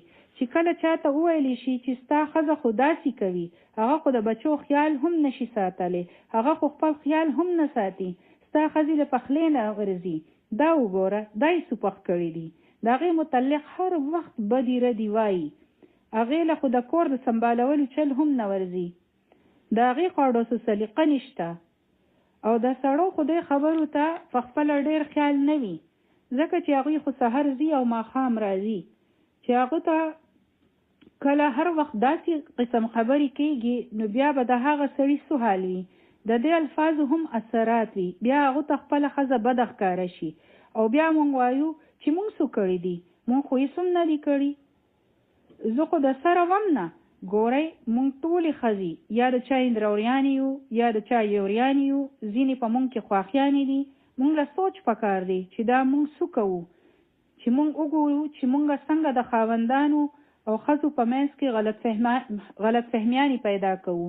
مونږ داسې څه خبرې کوو چې د هغې سره د هغوی د یو بل سره تعلقات خرابېږي یا د هغوی په کور کې نفرت او بیزاري پیدا کېږي. زمونږ هیڅ حق نه رسي چې د هغوی په منځ کې داسې خبرې کوو. مونږ له پکار دي چې هغوی په خپل حال باندې پرېږدو. بعضې وخت طلاق ته خبره ورسي په داسې خبرو چې کله فیملیز انوالو شي، هغوی په خپلې مسلې هموارولی شي، هغوی ښه اوسي، او چې کله پکې د فیملیز د طرف نه د خلندازي شروع شي، ګوتې وهل شروع شي، نو د هغې سره کورونه خرابېږي. نو چې کله مونږ د اندرور په رول کې یو، د یور په رول کې یو، او یا د خواښي او داسې خبرې د خولې نه وباسو، ورور مو ډېر خوښ وي او همدردي مو وي ورسره، د زوی سره مو ډېره همدردي وي چې زما نازوین زوی دی، د دې غریب خو څوک بالکل خیال نه ساتي. چې کله موږ دا قسم خبرې کوو، نو بیا د هغوی په منځ کې محبت نه پیدا کېږي، بلکې نفرتونه پیدا شي. هی زما مور خو زما دومره خیال ساتي او د دې سره خو زما بالکل قدر نشته. نو خپل محبتونه د ځان سره سنبال کړئ. د دې په ذریعه په ښځه او خاوند کې جدایي ما اچوئ. که چېرې په هغوی کې جدایي راغله، نو موږ څه کار وکړو؟ هغه کار مو وکړو کوم چې جادوګران کوي یا شیطانان کوي. ٹھیک شو؟ هغوی د جادو په ذریعه کوي او مونږ یې په سختو او تیره خبرو باندې کوو. مونږ د بل په غوږونو کې کسر پسر کوو. یو ورځ به هغو له قهر ورشي او شر به جوړ شي، او چې هغه جګړه کوي نو تو به هم جګړه کوي، او بیا مونږ وایو چې ما څه کړي دي. ګورئ په دې طریقو باندې کورونه ورانېږي. په دې کې بل هیڅ چاته نه دي کتل پکار ده چې مونږ ټول په خپلو ګریوانونو کې وګورو. دلته دا سوچ نه دی پکار چې ها فلانی هم دا کوي. نه، خپل ځان ته وګورئ چې زه د خپل ورونو په کور کې څومره دخل اندازي کومه، څومره غرض لرمه، د خپل زامنو په کورونو کې، د خپل لونو په کورونو کې زه څومره ګوتې شتي وهم. د دې سره به د هغوی محبت پیدا کېږي. که نور هیڅ هم ونه شي، هغوی د یو بل نه بیزاره شي، د بل قیمت ختم شي. که چېرې مونږ ښه خبره نشو کولی، نو د بدې خبرې هم مونږ له پکار ده چې مونږ د هغې نه پرهیز وکړو. نو دلته څه دي ګورئ، په قرآن کې دومره غټه خبره راغلې ده چې هغوی به د جادو په زور دا کارونه کول. او د مسلم حدیث مې درته بیان کړو چې شیطان څنګه خوشحالیږي. بیا هم مونږ دا کارونه کول غواړو. د یوې ښځې کور په دې خبره خراب شوی و چې بچي لري دومره ډېر خوراک ولې ورکړی دی. په هغې باندې جګړه وشوه، او چې کله هغه وټوکلې شوه، نو هغې هم جواب ورکړو. د هغې نه پس جګړه وشوه او طلاق ته خبره ورسېده. نو په دې څیزونو کې د ډېر احتیاط ضرورت وي، ډېر زیات، خاص طور چې کله مونږ کور یو او ګورو څیزونو ته، دا وخت ډېر د احتیاط ضرورت وي. د خپلې خولې نه چېرته هم داسې خبره مه وباسئ، ځکه چې تاسو ته ویلی شوي دي چې قرآن وایې. ځکه خو تاسو ته مونږ وایو چې قرآن وایې. خپل ذهن په نورو څیزونو کې مصروف ساتئ چې د دې څیزونو در سره وخت نه وي. پرابلمس هغه وخت راځي چې کوم زمونږ د آخرت د فایدې خبرې وي، هغې طرف ته مونږ رازونه او په نورو خلکو مو نظر وي چې څوک څه کوي، څوک څه وایي، څوک کوم خوا روان دی. زمونږ نه به الله تعالی د دې په باره کې تپوس نه کوي، او نه به دا سوال په قبر کې کېږي چې ستاسو په کور کې ستاسو انګور، ستاسو ورندار، ستاسو یور څه کوي، د هغې ریپورټ راوړه. ستاسو او زمانه به دا تپوس نه کوي. نو په دې وجه مونږ له پکار دي چې خپل قیمتي وخت په دې خبرو کې نه ضایع کوو. پکار ده چې مونږ ځان له د فایدې څه کار وګورو، نه چې مونږ د بل جاسوسي کوو او ټول عمر په دې کې تیر کړو. فَيَتَعَلَّمُونَ مِنْهُمَا مَا يُفَرِّقُونَ بِهِ بَيْنَ الْمَرْءِ وَزَوْجِهِ وَمَا هُمْ بِضَارِّينَ بِهِ مِنْ أَحَدٍ إِلَّا بِإِذْنِ اللَّهِ. هغوی نه دي نقصان ورکولو والا د دې سره هیڅ چا له هم مګر د الله تعالی د اذن سره. که چېرې هغوی دا سوچ کوي چې جادو شوی دی، لکه ما چې درته ووایي چې خلک وایي چې دا خو ډېر غټ جادو دی، نو دا خبره یاده ساتئ، او دومره د یری ضرورت نشته چې په ما چرته چا جادو نه وي کړی. ډېر خلک په دې خبره ډېر یریږي او پریشان وي چې هی چېرته په ما باندې جادو نشي. نو ګورئ د مؤمن څنګه ایمان پکار دی چې د الله تعالی د اذن نه بغیر یو شی هم نقصان نشي ورکولی، او چې کله تاسو د الله تعالی په پناه کې راشئ نو د یو څیز هم مجال نشته چې هغه د تاسو له نقصان درکړي. چې کله تاسو په یو مضبوطه قلعه کې داخل شئ نو بیا یره د څه خبرې پاتې شوه، بیا خو شیطان بهر پاتې شو. نو تاسو له پکار دي چې دا دعاګانې ووایئ او په قلعه کې پناه واخلئ چې شیطان بهر پاتې شو او تاسو په حصار کې راغلی. چې کله څوک آیت الکرسی وایي نو د هغوی دپاره الله تعالی یو فرشته مقرره کړي چې هغه بیا د انسان حفاظت کوي. که د شپې ووایي نو د سحره پورې فرشته د هغو حفاظت کوي. نور تاسو ته خو باډي ګارډ میلاو شو که نه، نور څه غواړئ او یره د څه خبرې. او که څوک وایي چې بیا هم یریږو نو دې مطلب دی چې ستاسو په دې کلمو باندې یقین نشته، تاسو وایئ او بیا مطمئن اوسئ، بیا نه نظر بد وي نه جادو وي یا بل څه شي. ٹھیک شوه؟ وَيَتَعَلَّمُونَ مَا يَضُرُّهُمْ وَلَا يَنفَعُهُمْ، او هغوی چې څه زده کول نو هغه بندله نقصان ورکوي او نفع یعنی فایده نه ورکوي. یعنی هغوی هغه څیزونه زده کول چې د هغې نقصان دی. نو دا څومره بېوقوفي ده چې انسان هغه شی اخلي چې هغو ته پته وي چې دا شی به ماله نقصان راکوي، لیکن د هغوی د الله تعالی په خبرو باندې یقین نشته، ځکه خو هغوی هغه څیزونه زده کول اخیستلي چې بس زموږ خواهشات پوره شي. نن هم ولې خلکو ته پته نشته چې دا کارونه حرام دي؟ هر چا ته پته ده. بیا هم څنګه ځي په مسلمانانو ملکونو کې څنګه ځي؟ هلته خو ټول مسلمانان دي او څنګه ځي خلک؟ نو هغوی هم جادو زده کوي او خلک هم هغوی لځي او هغوی هغه شی اخلي چې بنده له نقصان ورکوي، فایده نه ورکوي. الله تعالی چې وفرمایل چې په دې کې نفع نشته، فایده نشته. او که چېرې زموږ په قرآن باندې ایمان وي، اولنی آیت په سورة البقره کې څه لا ریب فیه، چې په دې قرآن کې هیڅ شک مه کوئ، په دې کې هیڅ شک نشته. او دلته الله تعالی فرمایلی دي چې هغوی هغه شی زده کوي کوم چې نقصان ورکوي هغوی له، په دې کې هیڅ نفع یعنی هیڅ فایده نه وي. تاسو ته پکې فایده راځي په نظر چې نه د دې سره به زما کار وشي، نو ستاسو خبره صحیح ده. او که د الله تعالی فرمایي چې په دې کې نقصان دی، نفع نشته، او څوک چې زده کوي نو د هغو دپاره هم ډېر غټ نقصان دی. نو دا څنګه نقصان دی مخکې ګورو. ولقد علموا، البته بېشکه هغوی ته پته ده، یهودیانو ته ښه پته وه، لکه څنګه چې نن مونږ ته پته ده، نو دغه شان هغوی ته هم پته وه. لمن اشتراه ما له فی الآخرة من خلاق، چې څوک دا اخلي نو د هغو بیا په آخرت کې هیڅ حصه نشته، ځکه چې د هغو نه ایمان لاړو په کفر کې داخل شو، نو د هغو به څه حصه وي بیا په آخرت کې؟ یعنی هغه به خپل آخرت برباد کړي.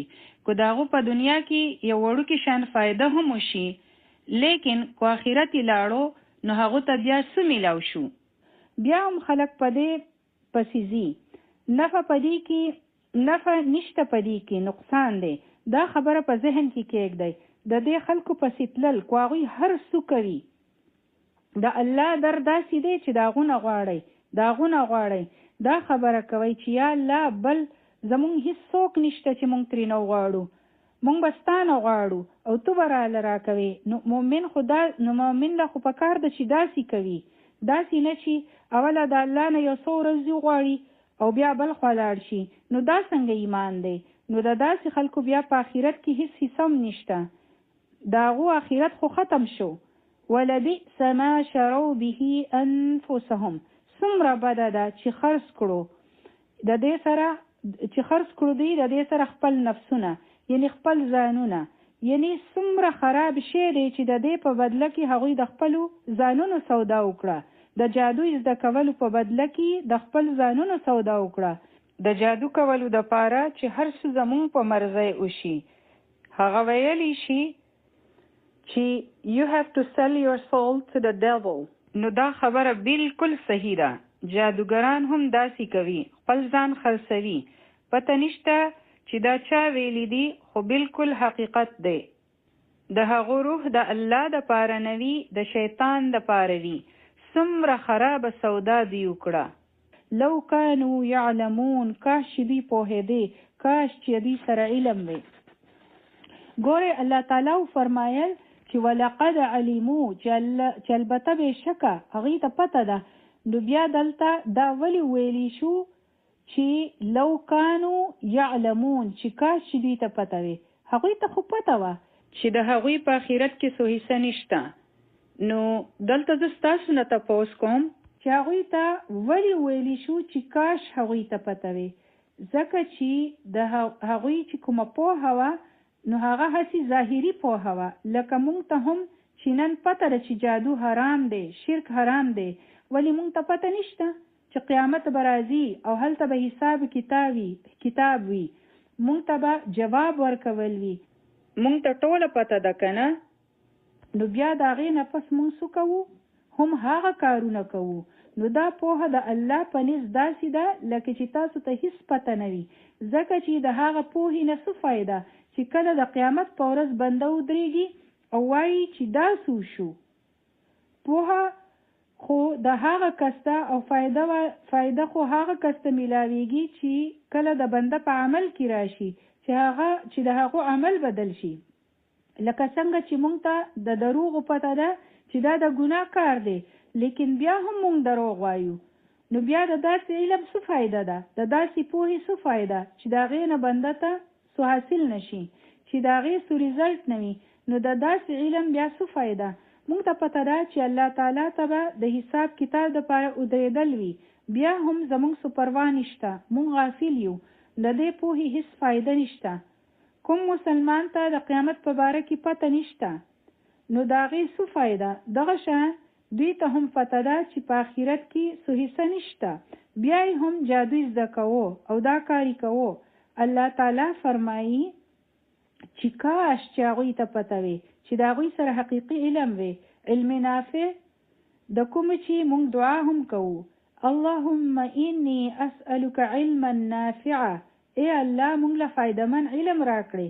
نو کاش چې دوی ته فایدمن علم ملاو شوی وي، کاش چې دوی هغه اغستی وي، د هغې سره به د دوی ژوندونونه بدل شوي وو. که مونږ ته څوک وایي، که اعلان وشي چې نن څوک هم په ولاړې باندې نیویارک ته لاړو په ټرین کې، یعنې که څوک 2.5 غنټې سفر وکړي او چې کله هغه هلته ورسي، نو هغو ته به کور میلاو شي، ګاډی به ورته میلاو شي، د بچو فیس به یې پې شي، د هغو د ټول ژوند خرچه به اوچته شي، د هغو بیلز به پې شي، میډیکل به یې فری وي، د هر څه انتظام به د هغو شي. نو تاسو ما ته ووایئ چې زمونږ به بیا څه حال وي؟ په جګړو به خلک ځان ورسوي. هغوی به وایي چې که سیټ هم نه وي، که سیټ هم مونږ ته میلاو شي، خو مونږ به کینو نه. ولې؟ ځکه چې دا هر څه به راته هلته میلاویږي. نو مونږ ته وویلی شو چې په دې لږ شان ژوند کې، دا لږ شان ژوند چې دی زمونږ، په دې کې ودرېږئ، لږ شان مشقت برداشت کړئ، نو بیا به د همیشه دپاره جنت وي. په هغې کې کورونه هم دي، سورلی هم دی، سکون هم دی، خوشحالي هم ده، هر شی پکې موجود دی. لیکن زمونږ په دغه وعدو باندې یقین نشته. کوچري ویمې مو، نو ولې مونږ به بیا د دې مشکلات په خندا سره نه وی برداشت کړي؟ کوچري زمونږ دا یقین وي، نو بیا خو به هیڅ مسله نه وه. دا خو د لږ وخت مشکلات دي او بیا خوشحالۍ را روانې دي، لیکن زمونږ یقین نشته. لو کانو یعلمون، کاش چې هغوی علم لري. حالانکه مونږ ته پته ده او نبی کریم صلی الله علیه وسلم فرمایلی دي چې د دنیا مثال داسې دی د آخرت په نسبت لکه په سمندر کې چې ګوته کېږدي او هغه لنده شي. دغه شان د دنیا ژوند دی او دا سمندر آخرت دی. هر چاته د دې حدیث پته ده او د هغې نه پس چې دغه شان اوبه په ګوته پورې نښتې دي، د دې دپاره مونږ څونه کوو؟ کله په جادو پسې ځو، کله په ټوټکو پسې، کله په کاهنانو پسې، کله مونږ وایو چې هی زما دا خواهش پوره شوې، کله په خلکو کې جګړې پیدا کوو، کله څو کوو او کله څو. د الله اطاعت راته ګران کار ښکاري، په سستۍ کې یو، په غفلت کې یو، هی څنګه وکړو، هی زمونږ نه کېږي. په دې لږ شان ژوند کې هم اطاعت زمونږ دپاره دومره ګران کار دی. د ګناهونو نه بچ کېدل خو ډېر ګران دي. په هغه ټرین کې تلل خو هېچ چاته ګران کار نه ښکاري چې کله بنده ته پته ولګي چې دا هر څه به راته میلاویږي. مونږ به جګړه وکړو او لاړ به شو.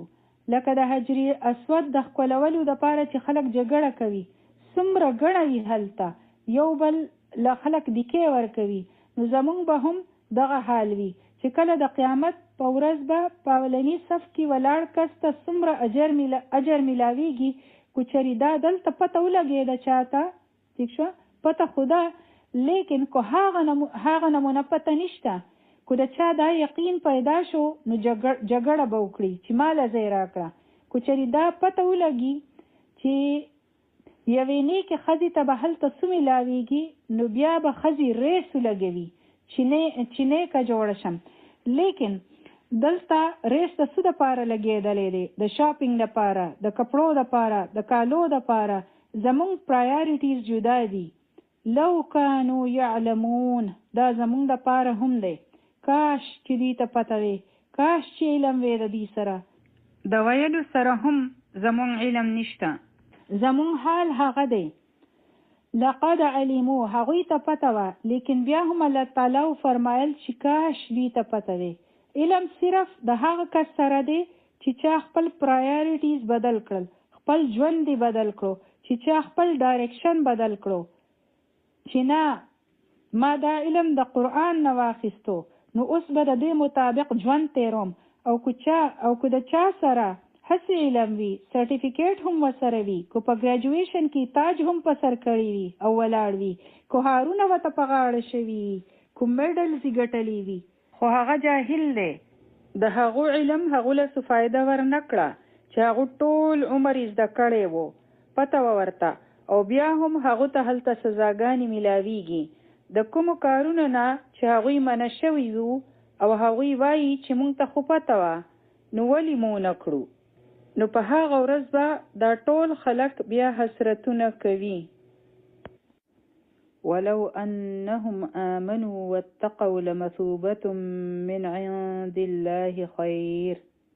کو چېرې هغوی ایمان راوړی وی او تقوی اختیار کړی وی او دا څیزونه یې پریښي وی او په نبی کریم صلی الله علیه وسلم یې ایمان راوړی وی، او د نبی کریم صلی الله علیه وسلم په ورځو کې هم یهودیان په جادو کې ډېر مخکې وو، او په نبی کریم صلی الله علیه وسلم چې چا جادو کړی وو د هغو نوم لبید وو او هغه یهودي وو، او هغوی جادو کول نه وو پرېښودی. کاش چې هغوی ایمان راوړی وی د هغه وخت یهودیانو هم. او د نبی کریم صلی الله علیه وسلم په ورځو کې چې په مدینه کې کوم یهودیان وو، کو چېرې هغوی ایمان راوړی وی او تقوی اختیار کړی وی نو البته د الله تعالی سره چې کوم ثواب دی نو هغه بهتر دی. دوی ته چې کوم اجر میلاوېدو والا و د الله تعالی د طرف نه هغه ډېر لوی و، لیکن دوی په دې څیزونو کې ونختل. کو زمونږ ډېر غټ خواهش وي په دنیا کې او هغه پوره نه شي نو څه فرق نه پرېوځي. کو د انسان دا ایمان وي چې آخرت داسې ځای دی چې هلته به هر شی میلاویږي، کو دلته راته میلاو نه شي نو په آخرت کې به راته میلاو شي، چې څه غواړم نو هغه به راته میلاو شي، نو هغه له به قرار راشي. بیا به هغه دا سوچ نه کوي چې لاړ شم چې تعویض وکړم، د هغو به بیا هیڅ داسې سوچ نه وي. لو کانوا یعلمون، کاش چې دوی ته پته ولګېدی چې ایمان او تقوی څومره غټ شی دی. نو موږ له پکار دی چې په ایمان او تقوی باندې توجه ورکړو او په دې باندې کار وکړو، ځکه چې د الله تعالی په نزد چې کوم ثواب دی نو هغه څومره ډېر دی. او دا به هلته پته لګي چې کله زموږ سترګې کلاو شي چې هاي د هغه نیکۍ څومره غټ ثواب و، زما ملګري دا نیکي کړې وه او ما هم کولی شوه، لیکن افسوس چې زه څومره پاګله وم، څومره لیونی وم، ما ولې دا نه کوله. چې کله هلته انعامونه وویني او چې کله هلته د ګناه سزاګانې وویني او هغه به داسې غټې وي نو بنده به وایي چې دا د ګناه کار خو ما پرېښودی شو نو ما ولې نه پرېښودو. نو انسان به ډېر افسوس کوي، ځکه چې اوس هغو ته پته ولګېده چې د هغه ګناه څومره غټه سزا ده، لیکن هغوی ته په دنیا کې پته نه وه. که چېرې دوی په دنیا کې ایمان راوړی وي او تقوی اختیار کړی وي، نو د الله تعالی سره چې کوم اجر دی هغه ډیر لوی دی. دلته خو موږ ته صرف ظاهر په نظر راځي او آخرت د نظرونو نه پټ دی. سبحان ربك رب العزة عما يصفون وسلام على المرسلين والحمد لله رب العالمين. سبحانك اللهم وبحمدك نشهد أن لا إله إلا أنت نستغفرك ونتوب إليك. تلاوة وأوري. واتبعوا ما تتلو الشياطين على ملك سليمان وما كفر سليمان ولكن الشياطين كفروا يعلمون الناس السحر وما أنزل على الملكين ببابل هاروت وماروت وما يعلمان من أحد حتى يقولا إنما نحن فتنة فلا تكفر فيتعلمون منهما ما يفرقون به بين المرء وزوجه وما هم بضارين به من أحد إلا بإذن الله ويتعلمون ما يضرهم ولا ينفعهم ولقد علموا لمن اشتراه ما له في الآخرة من خلاق ولبئس ما شروا به أنفسهم لو كانوا يعلمون ولو أنهم آمنوا واتقوا لمثوبة من عند الله خير لو كانوا يعلمون